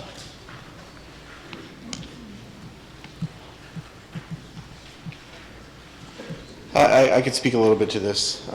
There's been some developments with the potential developer on Elm Street, and we need some time for the select board to meet with them and go over a lot I can't say, but it's positive for the town, and that's why nobody moved it tonight. Thanks, Steve. Any questions on Article 13? Oh, yep.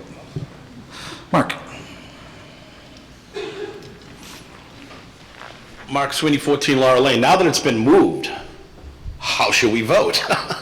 Steve, can you speak to that? I mean, I'm lost. Tell me what to do, Steve. Mr. Hornsby. I would never presume to tell anybody how to vote. I will be voting no. I will be voting no, thank you. To allow the select board to do their job and negotiate this. Thank you, Steve. Great. Sir back there, and then the gentleman in the green jacket. Mr. Moderator, can we have some clarification on exactly what's going on with this Article 13, please? Certainly. Who wants to explain Article 13? So Article 13 is for the sewer project and water main improvements on Elm Street. And right now, the select board is in discussions with the developer for the developer to pick up more of that cost. And so the select board needs to meet with the developer to figure out if there's a way that we can get them to pick up more of the cost of that project. And that's why they were asking that it not be moved tonight. Okay, so just to clarify, there'd be no vote on that article this evening? Well, because the article was moved, there will be a vote. Town meeting can vote to approve or reject. But thank you. Gentleman in the green jacket was next, and then we'll go to Bill.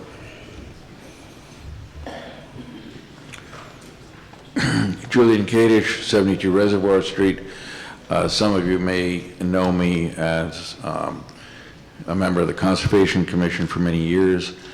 One of the things that keeps coming up time and time again during our hearings is the question of whether or not there is a reasonable plan with regard to development density in this town. And it seems puzzling with regard to this project in that the sewer line is intended to serve one purpose, and that is for the development of a brownfield site, namely the old Reed and Barton factory area.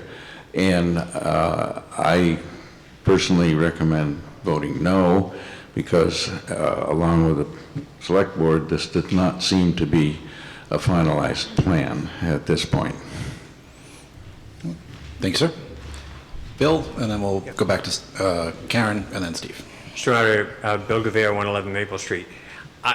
Obviously, the select board is working on this, and I think that's a good thing and should be done. And seeing as how it's worked on, I don't know if a no vote carries any negative connotation going forward. I know when we vote on some things and you vote no, it can't be brought up again for a while. I don't know if this fits this, but if there was ever a time, I think, to move to table an article, I would think that this is it. That way we're not on record as being against something that we don't know the details of, because we can't, because they're doing their job and trying to negotiate it out. So therefore, that's a long way of saying I would move to table Article, is it 13? 13. Article 13 indefinitely. All right, we have a motion and a second. Steve, yeah, we'll let you say one thing, and then we'll... Yep. Yes. I think a motion to table, which now is on the floor, is not available. Got it. Okay. Thank you for clarifying. All right, so we have a motion to table Article 13. All those in favor of tabling Article 13? That's a lot of you. All opposed? Article 13 has been tabled by a unanimous vote. Article 14. Mr. Moderator, I move that the town vote to transfer the amount of $150,000 from free cash and approve Article 14 as printed in the October 21st, 2024 annual town meeting warrant. Second. Okay, motion and a second. Mike, you're back up.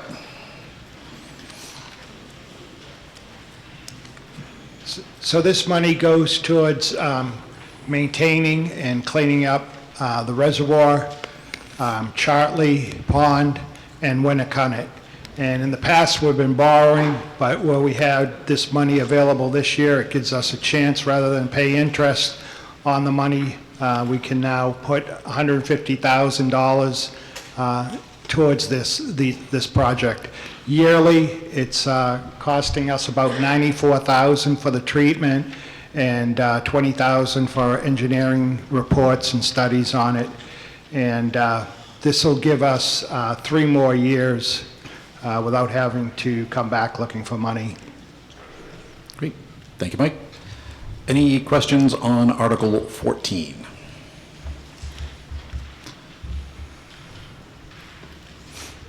Yes, sir. Steve Warshall, 31 from Road. I just had a question of how many years we were intending to continue treating the reservoir when it kind of Charlie. What is the plan? How long is it going to take?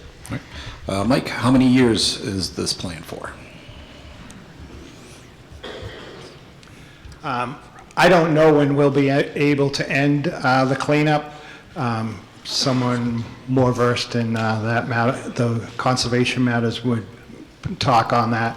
But the costs have started to go down slightly. We're closer to $250,000 to $300,000 a year when it started. If you remember the first year we started, Winnicott, you might have saw a blue dot in the middle and the rest of the lake was green.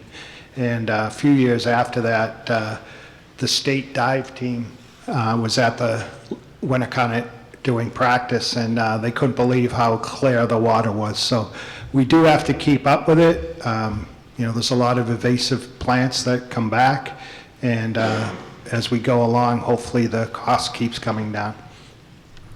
Thank you, Mike. Yes, Mr. Gadish. Julian Kadish, 72 Reservoir Street. This is a topic that comes before the Conservation Commission frequently. We're stuck with it. I don't know if there will ever be a time when it can be eliminated. These bodies of water are contaminated with invasive species that have been imported by boats, by birds, and it is the world that we're connected to. It just has to be an accepted fact of life that we have to manage these invasive species. Thank you. Any other questions? Article 14. Nope. Emily. Emily Legendry, 9070 Hodges Street. I'm just curious how these bodies of water that also go through other towns, how is that handled with regard to the other town? Do they contribute at all to any of this? Mike? The question is, if there's a body of water in multiple jurisdictions, how is that handled? We do. I'll let John know. John Thomas, Conservation Director here in town. A lot of other various neighboring communities do the same thing. They also are burdened by the cost associated with treating their ponds, but they try to do it to keep the species down. We actually just recently were contracted with a new specialist who has provided us a lot more input and involvement with a different kind of treatment chemical. So we're hoping that we have better results, which is going to eventually lead to less invasives for the future. So thank you. Thanks, sir. Cody. Cody Thompson, 30 Keep Drive. I'm just curious, the use of free cash on something that we know is going to be a recurring expense year over year. In my experience on the Finance Committee, this came up on several occasions where you end up with accounts funding things over multiple years that you then have to come back and refund every year, but every year you come back and do it, you have to find the money for it, and we've typically done it through free cash. My question through you, Mr. Moderator, to the town manager is, why is this not included in the annual operating budget so that it is visible whenever we're talking about the budgets in the spring? Mike.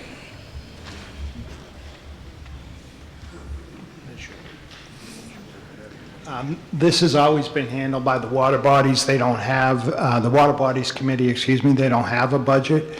And we don't know what the cost is going to be in the future.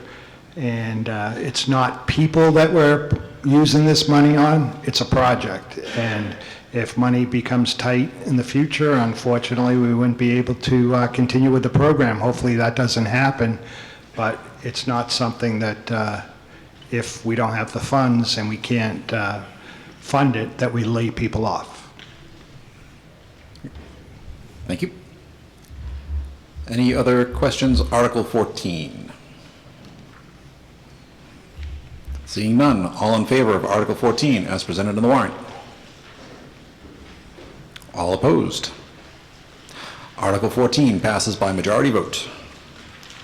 Article 15.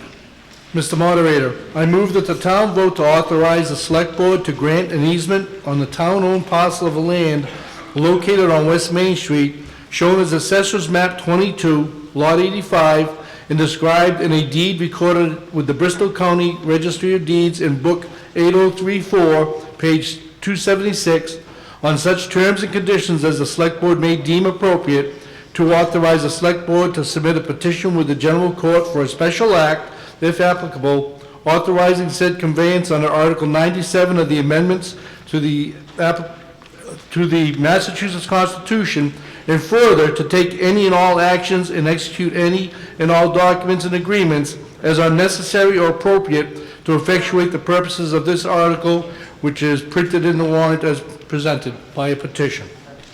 Second. Okay, we have a motion and a second. This is a petitioner article, so we have Attorney Daniel Rich here to speak to that. We are pulling up the map on the screen here as he speaks to that. Good evening, ladies and gentlemen. Again, my name is Daniel Rich, and I represent Northtown Properties. Northtown Properties is a developer that bought 0 West Main Street and 77 West Main Street as soon as it gets on the map. Nope. All right.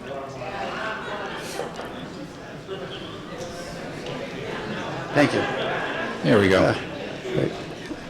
Just, ladies and gentlemen, that's the parcel.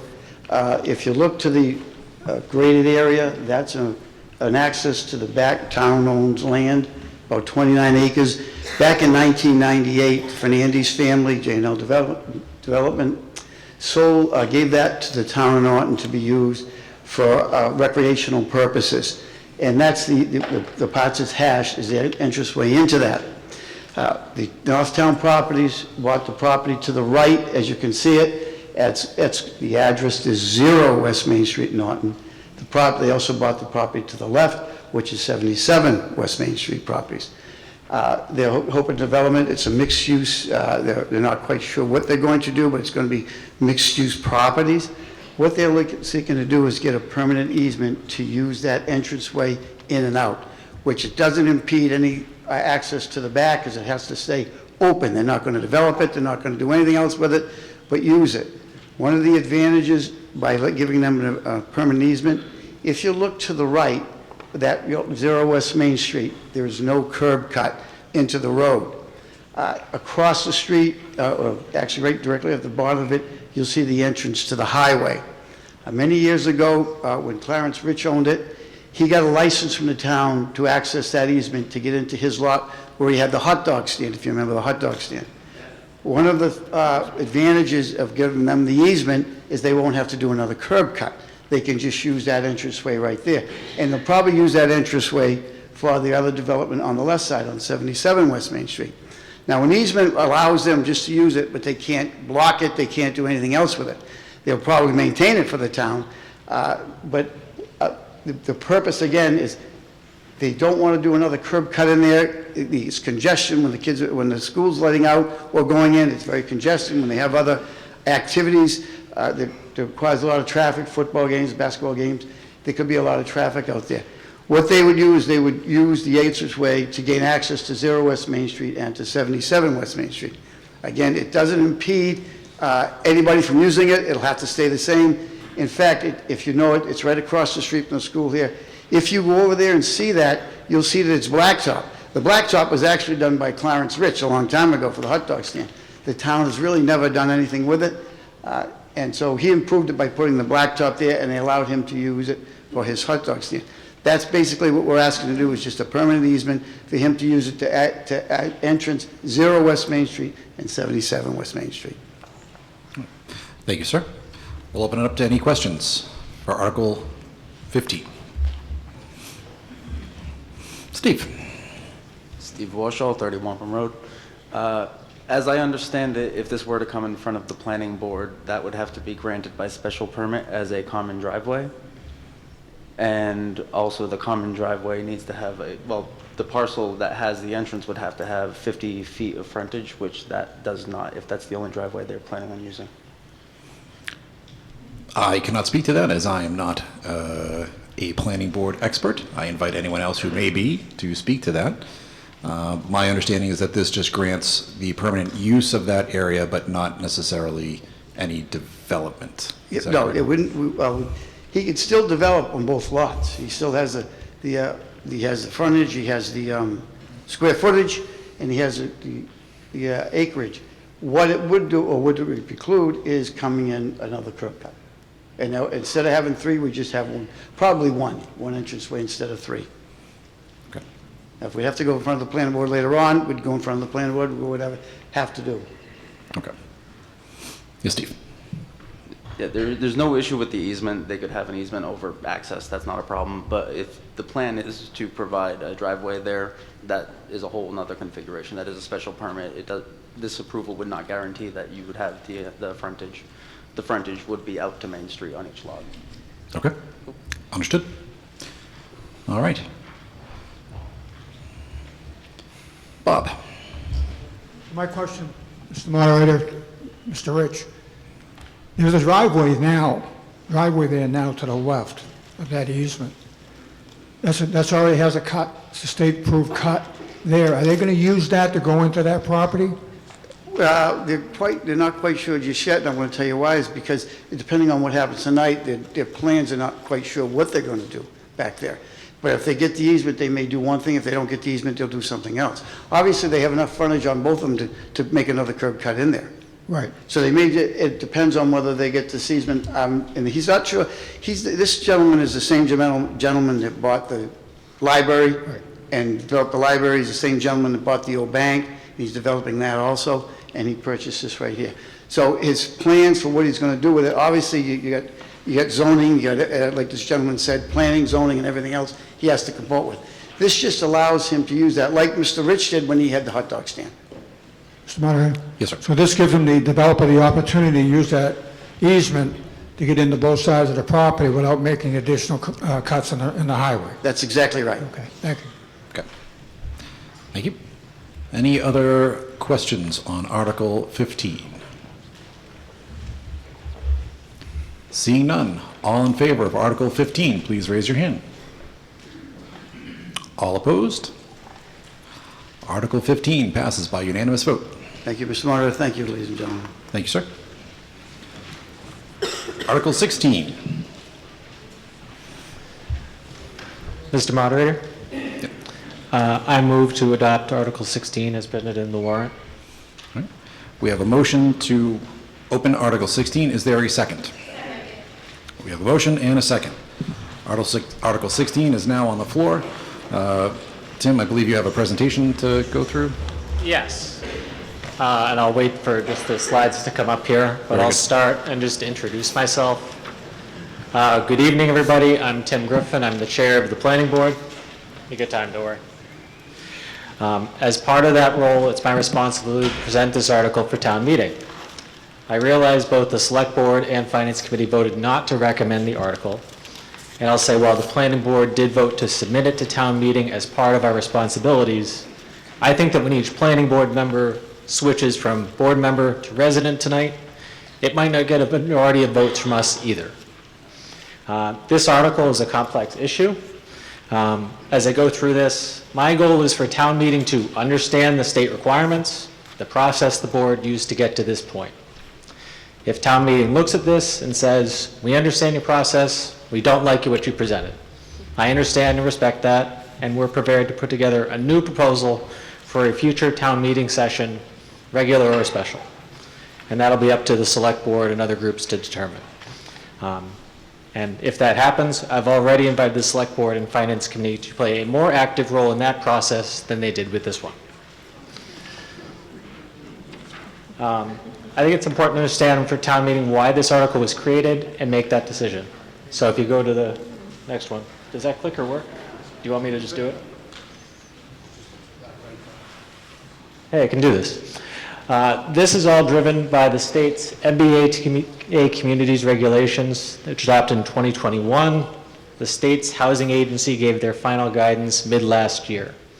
A lot of people have said they disagree with the state mandate here, and that adding more multifamily residents is a burden on the town. If you don't like it, then speak to your state representatives. As the saying goes, stuff rolls downhill. This requirement rolled to the planning board. We didn't ask for it. We've been working with our regional planning agency since September of last year, and in August, we submitted the article for the town meeting warrant. In that time frame, before we presented to the select board, I have more fingers than we had members of the public or other boards provide us feedback. Since then, there have been lots of discussions about other locations this zone should go. I'll say zoning articles for town meeting have specific rules. When we put this on the warrant, we sent legal notices to all the property owners, the butters, we posted in the newspaper, which gave them notice to speak at our meetings or here tonight. We've heard feedback since about other locations, and if we end up looking at that again, we'll consider all those suggestions. But that August notice, let's see, sorry, I skipped ahead, was the point in time for the purpose of tonight, the map and the location were locked. We couldn't change the location for this article because the residents and abutters for whatever new zone would not have been properly notified or informed. So I'll say it again, if you don't like the proposal I'm going to go through and think it's the wrong choice, feel free to vote against it. But I'm still going to go through this anyway, so I apologize for the next 4 minutes of your time. So what are the state's requirements? We need to pick 50 buildable acres, taking out wetlands or any other state land or anything else, and allow by right development. That means no special permit approvals are allowed on at least 15 units per acre with no age restrictions like a senior community or anything like that. On paper, the number that gives us is 750, but because we need to exclude the non-buildable land, the raw numbers that we draw on raw acreage are going to be above that no matter what we do. It does not require the town to provide the land or the owner to sell it, develop it, or do anything with it. All that's required is the zoning to allow it. The towns are required to be in compliance by the end of this year. If we fail to pass this at town meeting tonight, we will probably not be in compliance by December 31st. We will not be the only town in Massachusetts that is in that state. Towns which are not in compliance will be ineligible for some grant programs, which the town has used before. In discussions with other towns, the state has also said that non-compliance will be a factor in all discretionary funding decisions at the state level. A lot of that is in court. I won't go through it. Short version is there will be potential penalties for the state if we are out of compliance. Those penalties have a more severe impact when we get closer to May of next year when grant season begins. So, do we need to be in compliance by December? Yes, in theory. Do we really need to be in compliance by May? Yes. In terms of mechanics, if you don't know zoning, an overlay district sits on top of the base zoning, and the property owner can choose to build under either option. We are not overriding the zoning with anything we do. We're simply giving the property owners another option that they could proceed with. The state guidelines around this site ask us to put it where it's compatible with the surrounding area and also avoid sensitive areas and a bunch of other concerns. So as we went through this, we looked at the entire town and evaluated everything on 6 core categories as either positives or negatives for development. You can see critical habitats, you can see infrastructure, climate resilience, water resources, quality of life, and other factors. You can see how this matched up across town in all of these different slides here. So this is climate resilience, water resources, quality of life, priority areas, and then infrastructure. Eventually, we reached this final level and ended up selecting for this meeting this parcel, which is adjacent to the TPC golf course. The address you can see in the next article. So why did we choose it? The area includes multifamily properties right across the street. I've been on the planning board long enough to know that putting a bunch of multifamilies next to a bunch of single-family housings is a quick way to get a busy meeting. The area also includes infrastructure available, which would make development easier if somebody wanted to act on it. Some of the comments that we received from other boards is that they think this is too good of a site for this type of development. I understand that comment. Mr. Moderator, may I raise a point of order? And I apologize, Tim, but there are two separate articles, and this Article 16 is the language, Article 17 is the map. We do need to keep them completely separate. That's a good point. Thank you, Jim. So, Tim, I don't know if you can speak to the language without getting into the specific sites. I realize that the two are heavily interrelated, but... I will do my best here, yes. So, highlights of the bylaw text changes. Thank you, Mr. Shabbat. They meet the minimum requirements of the Mass General Law. Shocker. The goal of our bylaw text and how we designed the rules around this district is to promote affordable and mixed-use properties. So, commercial on the bottom, residence on the top, if it was to go forward. The baseline is a maximum 3 stories, but we allowed incentives if the developer provided affordable housing and top of the shop.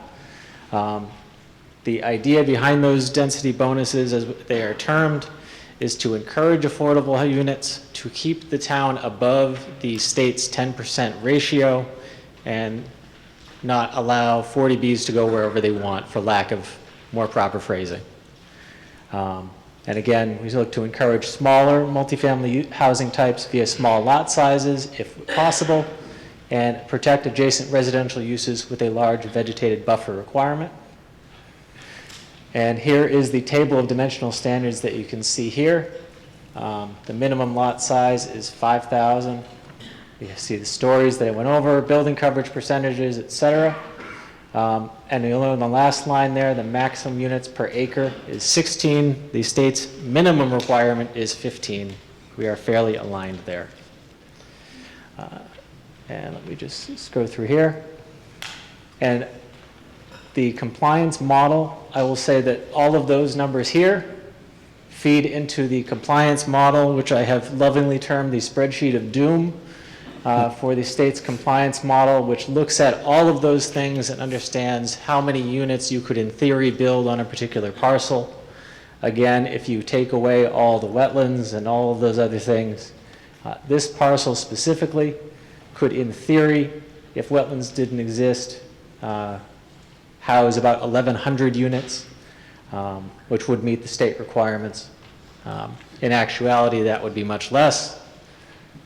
There are setbacks, there are parking requirements, there are a whole bunch of other things that would prevent that. So I think that's pretty much everything. I may have missed a comment or two here in keeping with the point of order there, but yep. All right. I'm happy to answer any questions anybody has. Again, as I've said, if you don't agree with our decision, feel free to vote no. All right, we'll open the floor. Jim. Mr. Moderator, my name is Jim Shabbat, 56 Mansfield Avenue. I rise to offer an amendment to Article 16. I believe that requires, 10 people to stand with me to do that? I believe, I'll defer to Attorney Quessel here. I think it's just a second, right? Yep. Just a second. We have a motion and a second for an amendment. If you could bring that up here. And I know you have some slides you'd like to show, so if you'd like to stand at that microphone.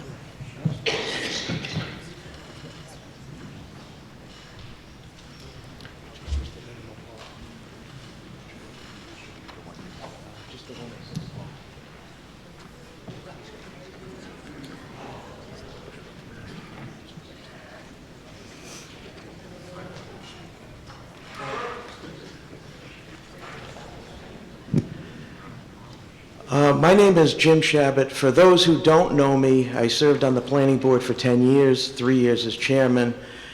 I can't remember the time, for roughly a year to a year and a half, Jamie Kelly and I served as the town planner as well.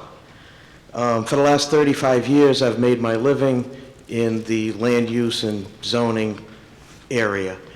I've prepared an amendment to this very lengthy article. I have copies here. There are copies on the table in the back. If anyone wants to bore themselves to death, I'm sure we can get them around. Quite simply, and I'm going to do this as quick as I can, because zoning has been appropriately described as planning and droning, and I want to try not to do much droning. So, in a nutshell, what I've done, first, I've renamed the district from the Great Woods Overlay District to the High Density Residential District. Let's just call it what it is. Second, eliminated any bonuses. Whatever the state is not mandating us to do, we don't do. Third, I've brought the dimensional table, I believe, into reason by increasing the square footage of the minimum lot from 5,000 square feet to 90,000, the frontage from 75 feet to 300 feet, and they're mandating 15 units per acre. Sorry, 16's more than they're mandating. Let's put it back to 15. Other than that, just some general housekeeping, getting rid of definitions that no longer apply, and all of the things you have to do when you draft a document.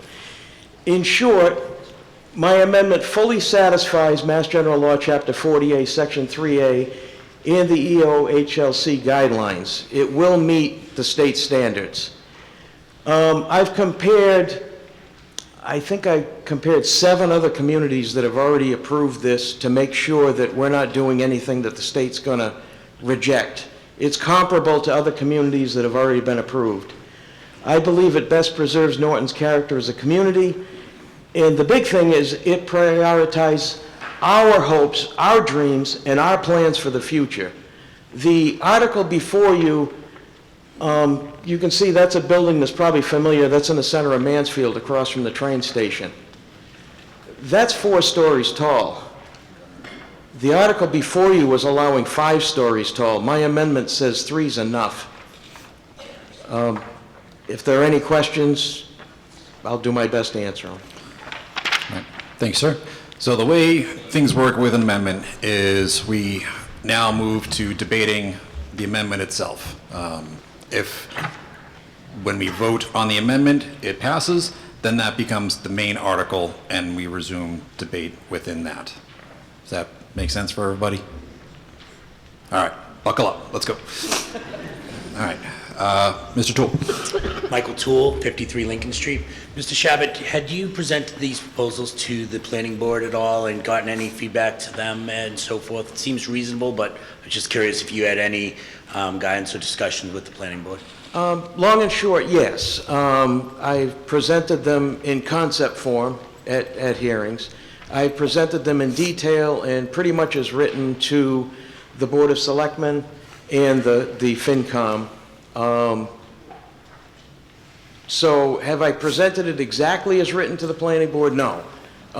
Just in concept, and I believe that you guys are well aware. Go ahead. Yeah, Tim. Tim Griffin, Chair, 169 John Scott Boulevard. I'll say Mr. Shabbat has spoken at a couple of our recent sessions. I think what he's presented tonight is roughly in line with what he has talked to us with. I will say that the dimensions that he has put in here has not been run through the state's compliance model, so I can't speak to whether or not the state would approve it if we pass it tonight. As I said to Jim earlier, I would say if my preference would be if you were in favor of this amendment, which I'll say the short version is more big buildings, fewer small ones, would be to vote down the main article and look to bring it forward as part of a renewed discussion at a future town meeting. Thank you.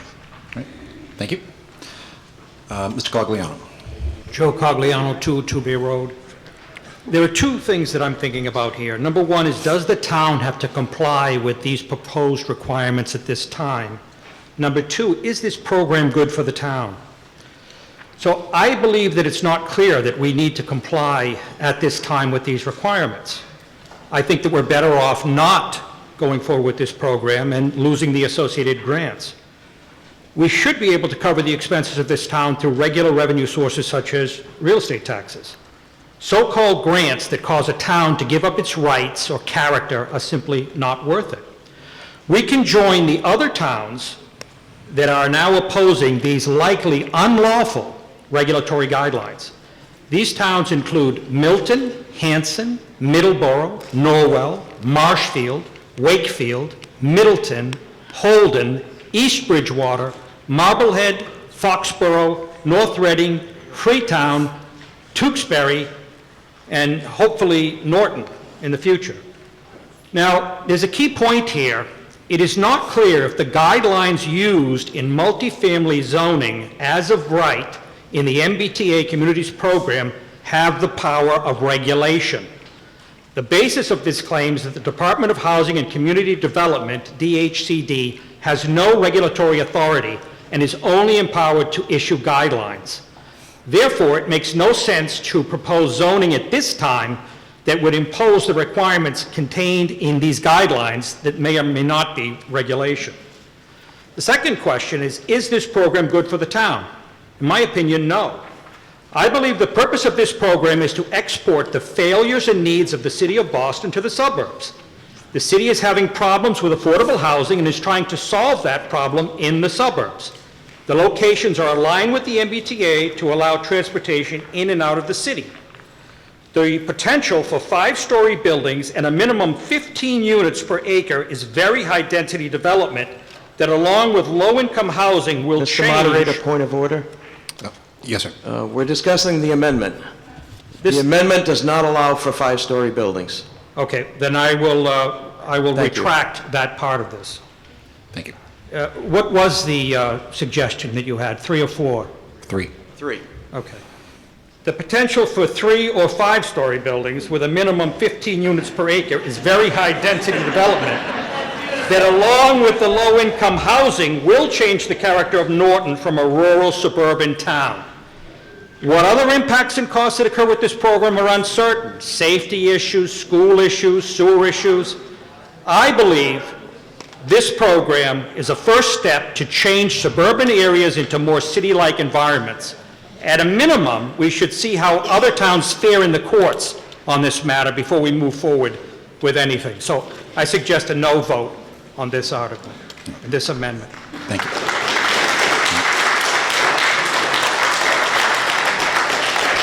All right, so excellent point of order by Mr. Chabot. So we do want to try to focus the discussion on the amendment.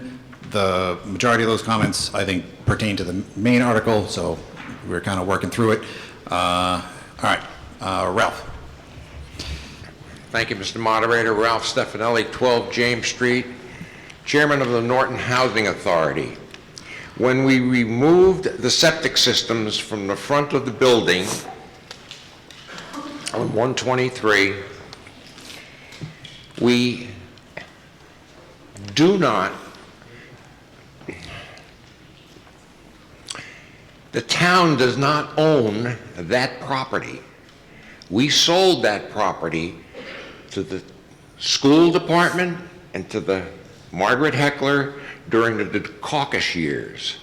So anything that I say is not going to come out of your taxes on a local property tax level. But what I haven't heard... Yeah. Sorry, I'm Yep. off track. So maybe hold that until we get back to the main article. Sorry. All right. So who is interested in speaking to the amendment as presented by there?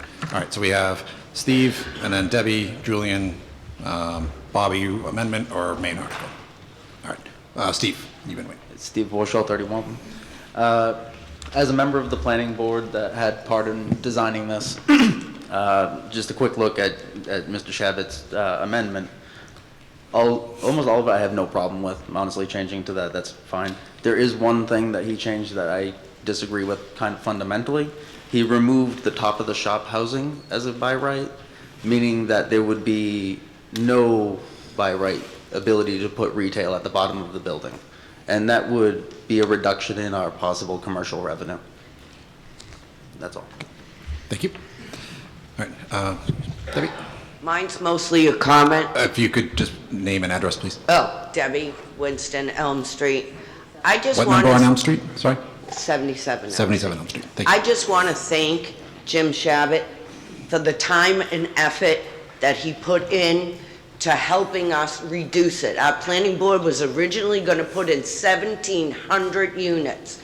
Then it was 1,220. Now it's 1,093. Why would we put one unit more than we needed to? This is a difference of philosophy where our chairperson feels that we're beholden to the state. I don't think he quite understands that the state works for the people. We get to decide what our town looks like. So I'm a no. All right, Bob, and then we'll do Julian, and then... Mr. Moderator, I have a couple of questions. The first question I have, I'm going to vote no on both of them anyway. I think it's too confusing. There's too much going on here. The planning board has agreed to go back and take a look at it. I fully support that idea. But my one question is if we vote down no, I know in past instances where if on a zoning issue, if you vote no, it takes 2 years to bring it back. Now, I don't know if that applies. Perhaps council could give us some advice on that. But it could very well go down in smoke and we have to wait 2 years to deal with it again. So just... So it looks like Tim is ready to go with that answer. Just to that point, Mr. Kimball, the board made a decision to, in our final meeting, we voted on this, that whatever we did moving forward, if this was voted down, we would not bring the same parcel back. The planning board guidelines lay out how articles go through town meeting and go through that whole, it's a flow chart that looks like it was done in pencil and paper, so. Okay, so we have an unfunded mandate again from the state. Zoning issues on both articles. Keep in mind, folks, we are at 10% on our affordable housing. And under the, I don't care what kind of zoning we have, once the state comes in with the bus and rolls over us, we're going to be building 40Bs all over this property. And it's going to be a hell of a lot more than 1,700 units, 1,700 people. And so I would encourage all of you not to vote for this. Vote no. Let the planning board, select board, school committee do their job and bring it back so that we all understand what it's all about in the future. And send a message to the state that, you know what, we barely have a bus going through Norton. We have a bus that goes from Attleboro to Taunton and nowhere in between. So send a message back. We say no. Okay. So Steve has an update from town council, and then we'll go to the one in the back. Just a clarification, it is subject to the 2-year rule. So if it's voted down tonight, it can't be brought back for 2 years, the entire article. Unless the planning board recommends it. Okay. So could you clarify that, Steve? I couldn't quite... Yeah. So forget everything I just said and let's... No, he is correct. Amy Questle, Town Council. So according to Chapter 48, Section 5, a zoning article that has been defeated cannot come back for 2 years unless the article was, in the first instance, recommended by the planning board, which is what we have here, and then the article that comes back is also recommended by the planning board. What I think Chairman Griffin was talking about was a completely different article could come back, and that is not subject to the 2-year rule. Point of information, Mr. Moderator? Yes. Does this modification count as the original article? I don't think so, but I just want... I'm seeing a head shake of no. No. Okay, thank you. Okay. Thank you. Steve? Yeah, one thing I want to add is this modification was not reviewed by town council? Correct. Correct? Okay. Yep. Similar to, well... All right. Thank you. So we'll go woman in the back, then Julian, and then Rob.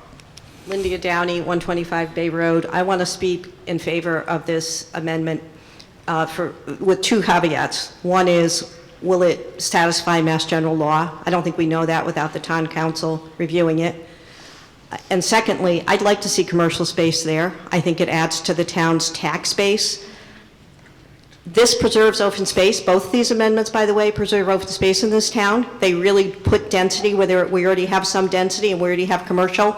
So all of you that want to see open space and all the beautiful space we have in Norton, both of these proposals do that. The second one, I think the other thing I would say is we're going to be in litigation one way or the other is my guess. I don't know if the town council wants to comment, but we're going to spend money on litigation if we don't come up with something. And then the final thing I want to say is I'd like my kids to be able to live in Norton. And if we don't build more housing that my kids can afford, they can't stay here. They're going to have to go somewhere else. And that's sad. They love it here. They want to stay here. They're not going to be able to stay here with the prices the way things are. All we're doing is adding to the price of real estate by not developing. So I'm supporting the Mass General Law and trying to get more housing in this town.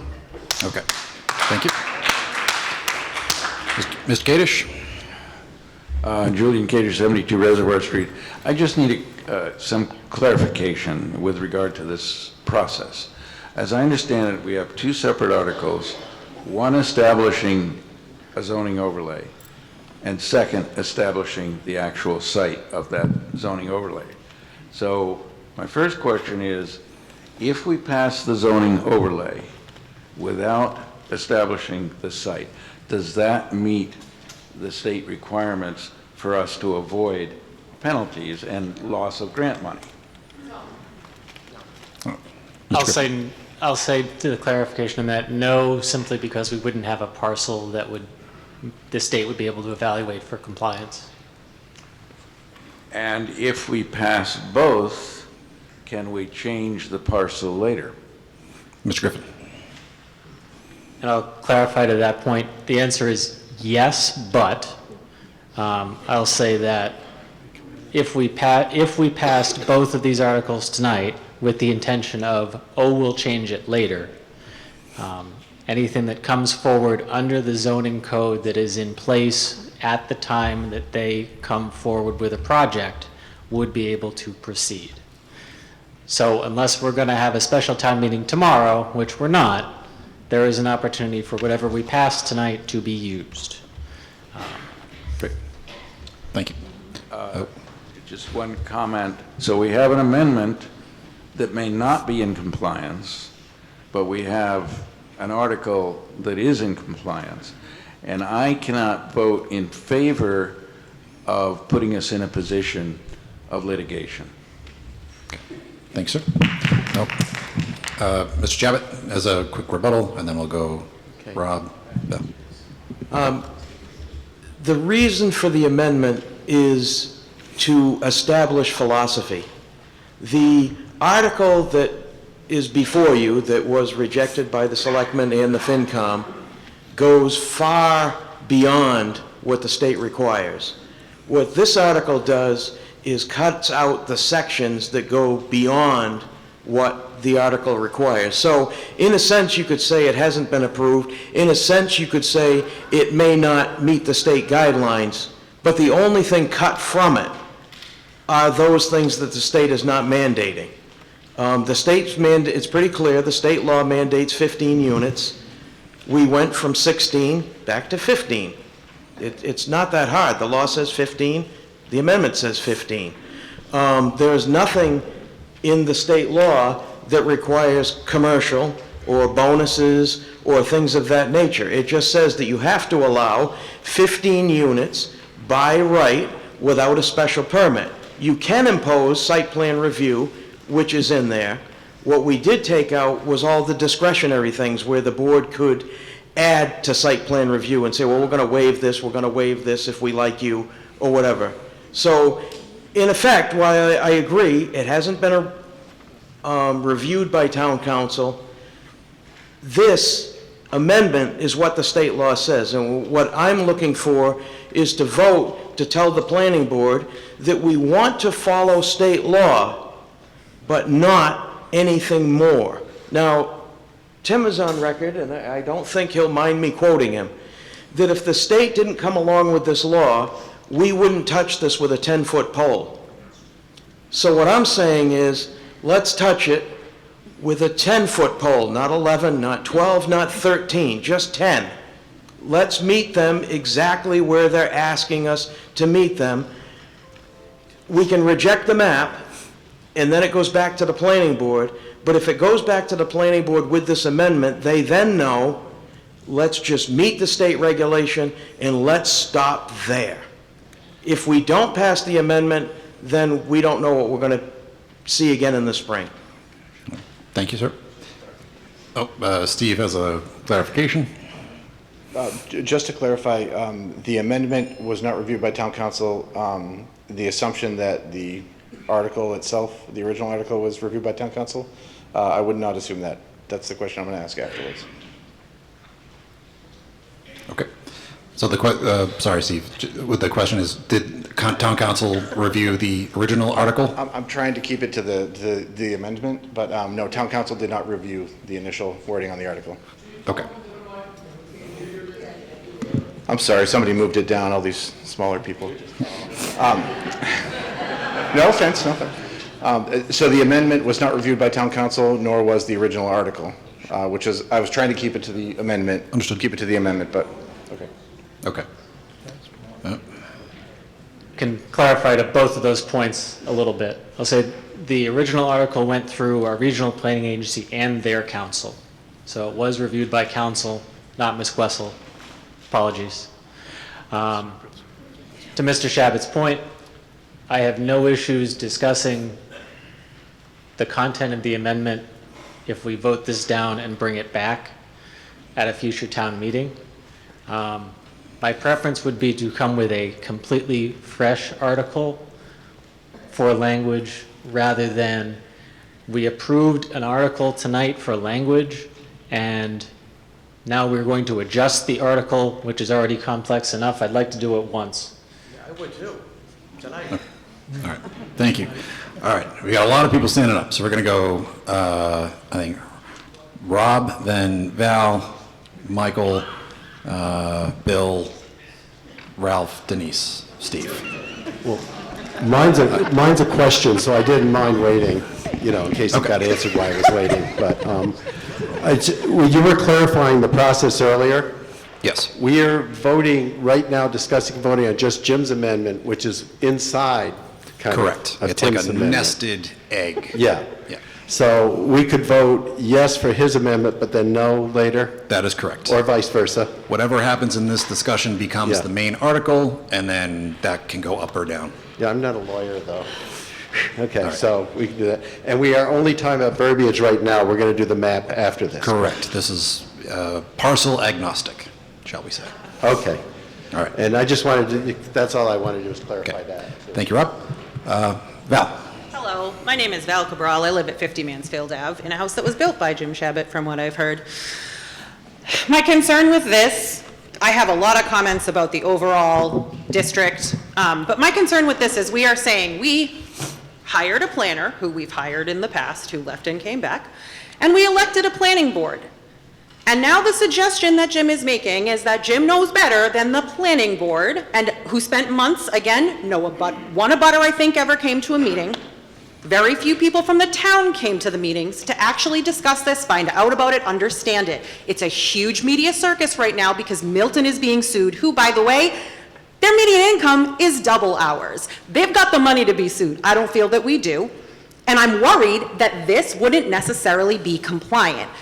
I have a lot more comments on the whole concept, but the other thing I will point out is that if this one is not attached to an address, and if this were to pass, and the next article were also to be amended to try to decide which plots this was going to be overlaid on, most of what I've heard for that is that folks want to put it all over town. And I will tell you what happened when someone tried to put multifamily across the street from my house. Suddenly all my neighbors, who I hadn't met before, were showing up at planning board meetings because no one wants multifamily in their cute little single family neighborhood. So we're just, again, just bringing it back to the amendment. I am very concerned that this amendment, if it's not compliant, which we know that the planning board's version is, we're saying that one person in this town who has plenty of experience that I'm not going to discount, but it hasn't gone through council. We have no guarantee that this is compliant. And now we're saying, let's maybe throw away the years of work that our elected board and paid planner have done in order to maybe have something that maybe some of us think is a little bit better that was done by some single citizen. You've gotten the attorney to stand up. So Oh, God. I thank you, Mr. Moderator. Amy Questle, Town Council. I did just want to clarify one thing. That I was going to just, thank you. It was for Denise. I want to clarify one thing. Town Council does not determine if this article is compliant with 40A, Section 3A. That is done by the Executive Office of Housing and Livable Communities, which is EOHLC, which was formerly DHCD. So, quite frankly, neither article is compliant because HLC or EOHLC has not reviewed the articles and determined that they are compliant. They cannot do that until after town meeting votes, unfortunately. Right. So town council does not determine if these are compliant or not. Right, sorry, that's the language that's been used. SRPEDD has reviewed the one that the planning board has done, right? That council has reviewed the planning boards. So what I'm saying is one of these we know at least has some kind of... No, it's undeniable that HLC determines, EOHLC determines compliance. Serped's council, your council, we don't determine compliance. What happens is after town meeting votes on an article, it gets submitted to HLC, it gets submitted with all of the modeling, with all of the numbers, all the calculations. They go through the entire bylaw, they go through the existing bylaw, everything, and then they determine compliance. Right, within 90 presumably days. Serped is better at doing that than a random person? So let's is what I'm, funnel things through me. Hello. Sorry, Hi. that's what I'm trying to Yep. understand. Yep. Very good. Thank you. Michael. Michael Toole, 53 Lincoln Street. I just have a few questions as well. If you could get a little closer to the mic for A few questions to the town manager, probably. Have we gotten any Mass Works, Housing Works, Housing Choice, local capital projects? I think we have. In the last 20 years, how much funding have we gotten in those programs? Mr. Town Manager, you've been sitting for a while. Stretch those legs. And these are the grants that we're promised if we pass this law, if we're in compliance with this law. Paul can probably weigh in, but the $3.5 million grant we got for Elm Street is a Mass Works grant. It's a Mass Works, okay, that's real money. The second part is TPC owns this land. Does that affect their ownership, if I'm not mistaken? It does not. Okay. And have they been surveyed on their thoughts on this? Mr. Griffin. Yes.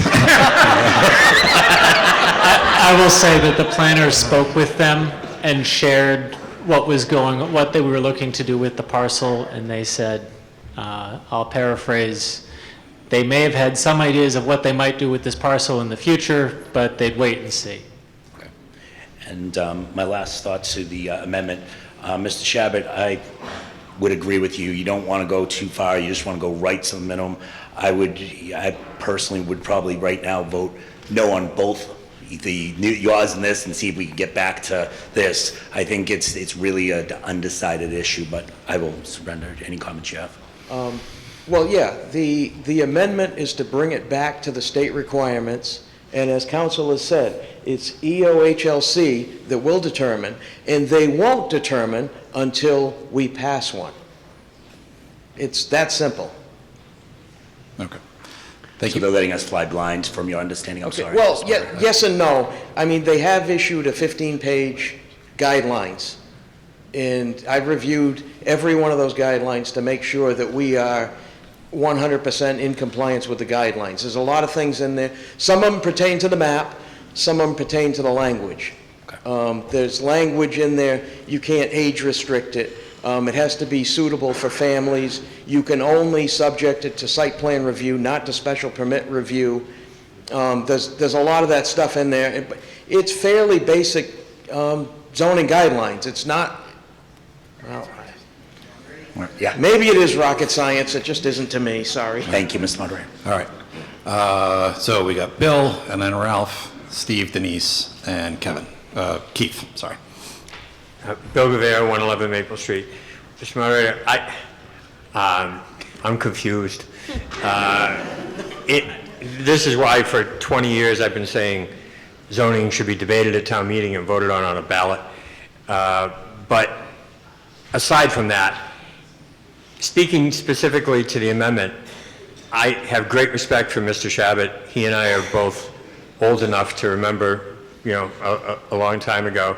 And I respect his experience and his knowledge, and I'm appreciative that he put himself out there to do all these things. However, if this was passed out tonight, and if it came complete with a burning bush and stone tablets, I would want more time to think about it and to understand it, because I'm just not smart enough to absorb this, this quickly. I had tried to read up on the original, and that was hard enough to do and to try to figure it out. I'm not going to move to table the amendment or table the main motion, because that would cut off debate, and I don't want to do that. But if somebody during the course of the night wanted to do that, I think that would be a wonderful idea, because I understand what council says about voting no and not having it if it comes back, but I've been around these things for a long time, and I've seen how they can be said to be substantially the same, and you get into more litigation. This is going to wind up in litigation anyway. And while one speaker pointed out the number of communities that are opposed to this, there are also, I believe by my count, not by my count, what I read in the paper, 177 communities in Massachusetts that have already complied with this, which is roughly, not quite, but almost half the communities in Massachusetts. I think Mr. Shabbat's amendment, I'm opposed to giving amendments and putting them into this is basically a zoning bylaw. That's not necessarily, that's a place where you want to set down rules. It's not a place where you want to send a message, and especially a political message to a board. This one is here. Believe me, I'm pretty sure the planning board is getting the message. I think it's pretty unmistakable that there are issues. As Mr. Kimball said, we don't even have a bus that runs through Norton. Yeah, it's because every time somebody proposes something like that, we say no. We don't let anything go like that in here. So, do we need flexibility? Yeah. As someone who, has watched his kids move out of town for various reasons, but one at least because they're worried about the state of schools, and because you can't rent a place for a reasonable amount of money, in this town, or in most towns around here, right now. So there is a need, and there is, and maybe Mr. Shabbat's amendment is right. I think that 90,000 square feet might be a problem, because I think that's how we got into this whole mess in the beginning, was making our lot sizes too big, but he knows more about that than I do. So I just would like more time. And I know we have the deadline, but look, the original article is dead as a doornail, here tonight anyway. Passing an amendment to an article that's dead on the thing just seems counterproductive to me. I would rather we just, if someone were to move to table it and we were to go back and say, let's refer it back to the planning board. They got the message. Thank you, planning board, for working for this on a year plus, and advertising a public hearing, which, your close friends and relatives didn't even come to. I'm hoping now it gets more attention. Maybe people realize this is not going to go away, it's serious, and we have to deal with it. But let's not trivialize passing an amendment, even though it's not going to be passing the zoning bylaw, that really doesn't get to the point. It's really not effective. I think the message has been delivered, and I think we should move on and, get on to something that's going to actually allow us to accomplish something. All right. Thank you, Bill. Tim, 30 seconds to... I just wanted a quick correction to Mr. Gouveia. The 177 is the number of towns in the state which are required to comply. About 130 are in compliance now. All right. Thank you for clarifying. I don't know if you guys would enjoy this, but I think that for every hour the meeting goes, we drop the microphones a foot. So by the time it gets to 11 o'clock, we're like, you're doing a plank on the floor. We needed some laughter, All right. yeah. Ralph, and then we'll come up to our friends up front. Jim, can it be removed without prejudice? I believe the amendment is what should be passed. It's perfectly reasonable. It meets all the requirements. There's no need for that, Ralph. What about the Judge Judy of in the contract? We haven't seen what your product is. We haven't seen that amendment. We got it tonight. You got the warrant, right? Yeah. Well, it's pretty easy. You look at the yellow that's crossed out. Not that hard. Okay. Well, I've been busy. Okay. Okay. Right. Ladies and gentlemen, just take my 30 seconds. Look at what you see on the board. Is that what you want Norton to be? Do you want it to be 5 stories? Are you want to be Brockton? What do you want to be? So we're amendment. We don't have fire. We need schools. Yep. Yep. So again, okay. we're just trying to get to I'll the buy that. amendment. My Yeah. 30 seconds are up. All right. Okay. Steve, and then Denise, and then... Steve Warshall, I'm one of the members of the planning board.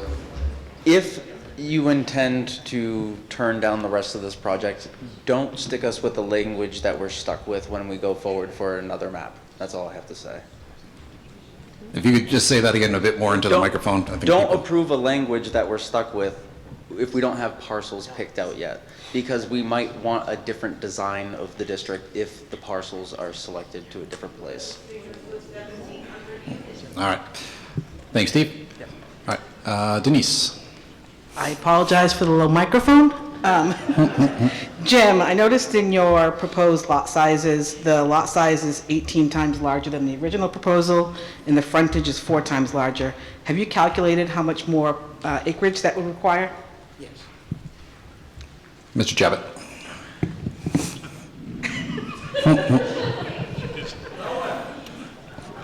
Four or 5 inches, that's all I brought it up.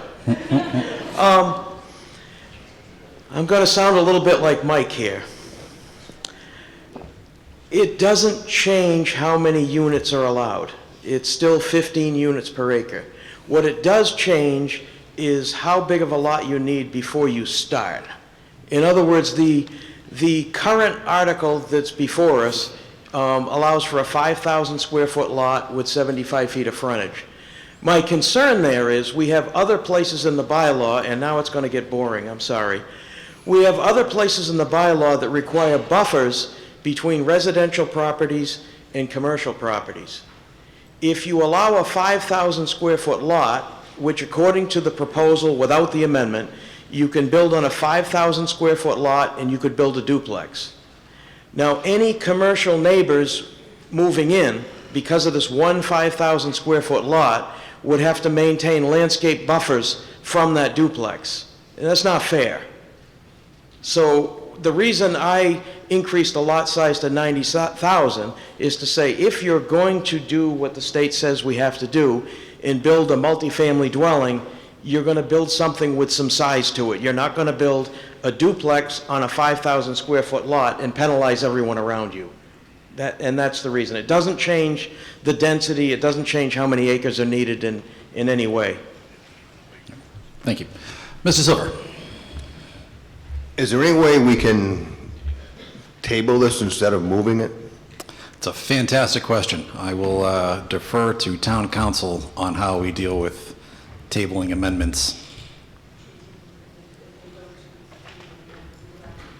Okay. I am told if we vote to table the amendment, we go back to the main article. And then we can continue on this circle. Was that a motion to table, Keith? Sure. The most eloquent motion of the evening. All right, so there's been a motion to table the amendment, and several seconds. All in favor of tabling the amendment for Article, whatever number we're on? 15, thank you, Peter. All right, all opposed of tabling? All right, the amendment is tabled. We now jump back into Article 16 as originally constituted. Let's see, we got, all right, well, somebody's got to get to a microphone. All right, so Rob, you've been up there for. Move we table the article. All right, so we have a motion now to table the main article. All right. Second. Okay. All right. We have about 800 seconds here, so I think I know where this is going to go. All in favor of tabling Article 16? All right. All opposed? Article 16 is tabled by a majority vote. All right. I would just like to say, I think we should have a public meeting on this article at the new town hall. All right. In the big room. We have to get educated. Very good. All right. Okay. Article, that was 16. Chairman? Oh, Can I make a motion? What's going on, Mark? Can we do a reconsideration, Article 4? Not that I'm in favor of changing the vote, but I just want to make sure it's locked Absolutely. solid. Yep, there's a motion to reconsider Article 4. Is there a second? Second. We have a second. All right, so the way reconsideration works, if you vote to reconsider the article, debate reopens and the result can change. If you vote to not reconsider, the article is locked and the result that you voted on previously is set in stone. Everybody clear? All right, clear as mud. All in favor of reconsidering Article 4, raise your hand. Oh, I don't even know. All right. All opposed to reconsidering Article 4. The motion to reconsider Article 4 fails by majority vote. Thank you, Mark. All right. Rob, what's up? I'm running out of coffee, guys, so this is going to get a little bit... So we're up to Article 17. No, we're not on... Okay. All right. Article 17. He's getting it. All right. So, please hold for 1 second. I have to.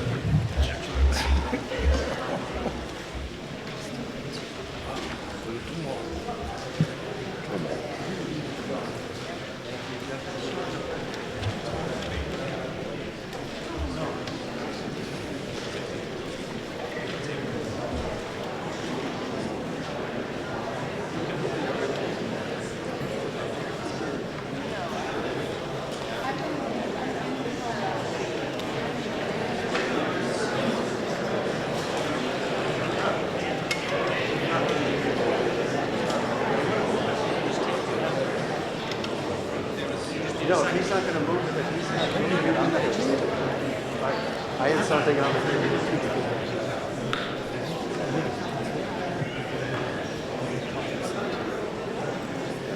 Let it go.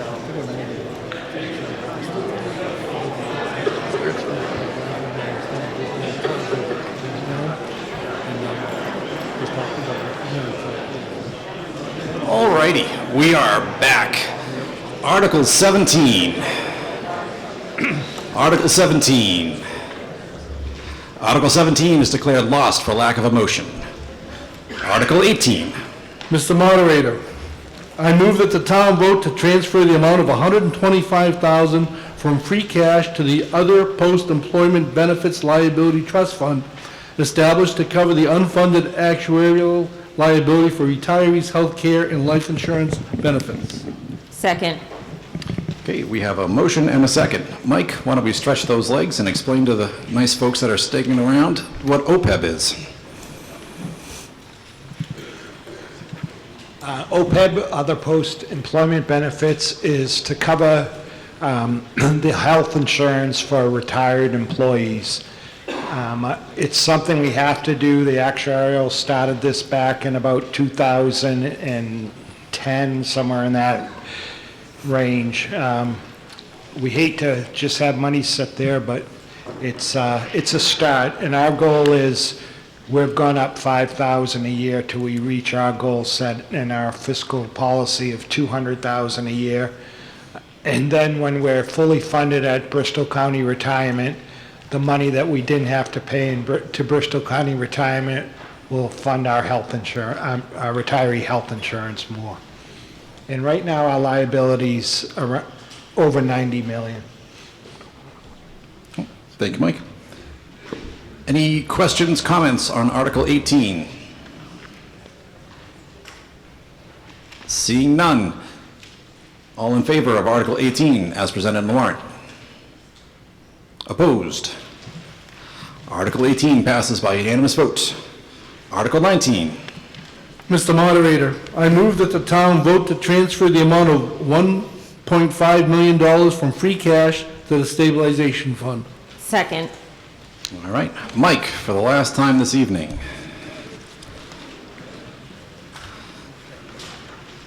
So this will put our stabilization at about $4,715,000, which will be above 5%. And as we said, the state wants you to set between 3% and 5% for your stabilization account. So next year, if we didn't want to put anything into stabilization based on our budgeting, we would be at our 5% again. But by putting this 1.5 million in now, next year we don't have to put in near as much, and we could keep the stabilization at our 5%. Anytime we increase the budget, we make sure that we increase our stabilization to stay at that 5% now. Right. Thank you, Mike. Any questions on Article 19? Debbie? Nope. Oh, you're hanging on. All right. You faked me out. Seeing none. All in favor of Article 19? All opposed? Article 19 passes by majority vote. Yes? May we reconsider Article 16, please? You certainly may. There is a motion to reconsider Article 16. Is there a second? We have a second. So again, similar to Article 4, the motion to reconsider, if approved, reopens debate. If it fails, debate is closed, and that's done. Right? All in favor of reconsidering Article 16, please raise your hand. All opposed? Article 16 fails to be reconsidered by majority vote. If there is no other business to come before town meeting tonight, I say we are adjourned.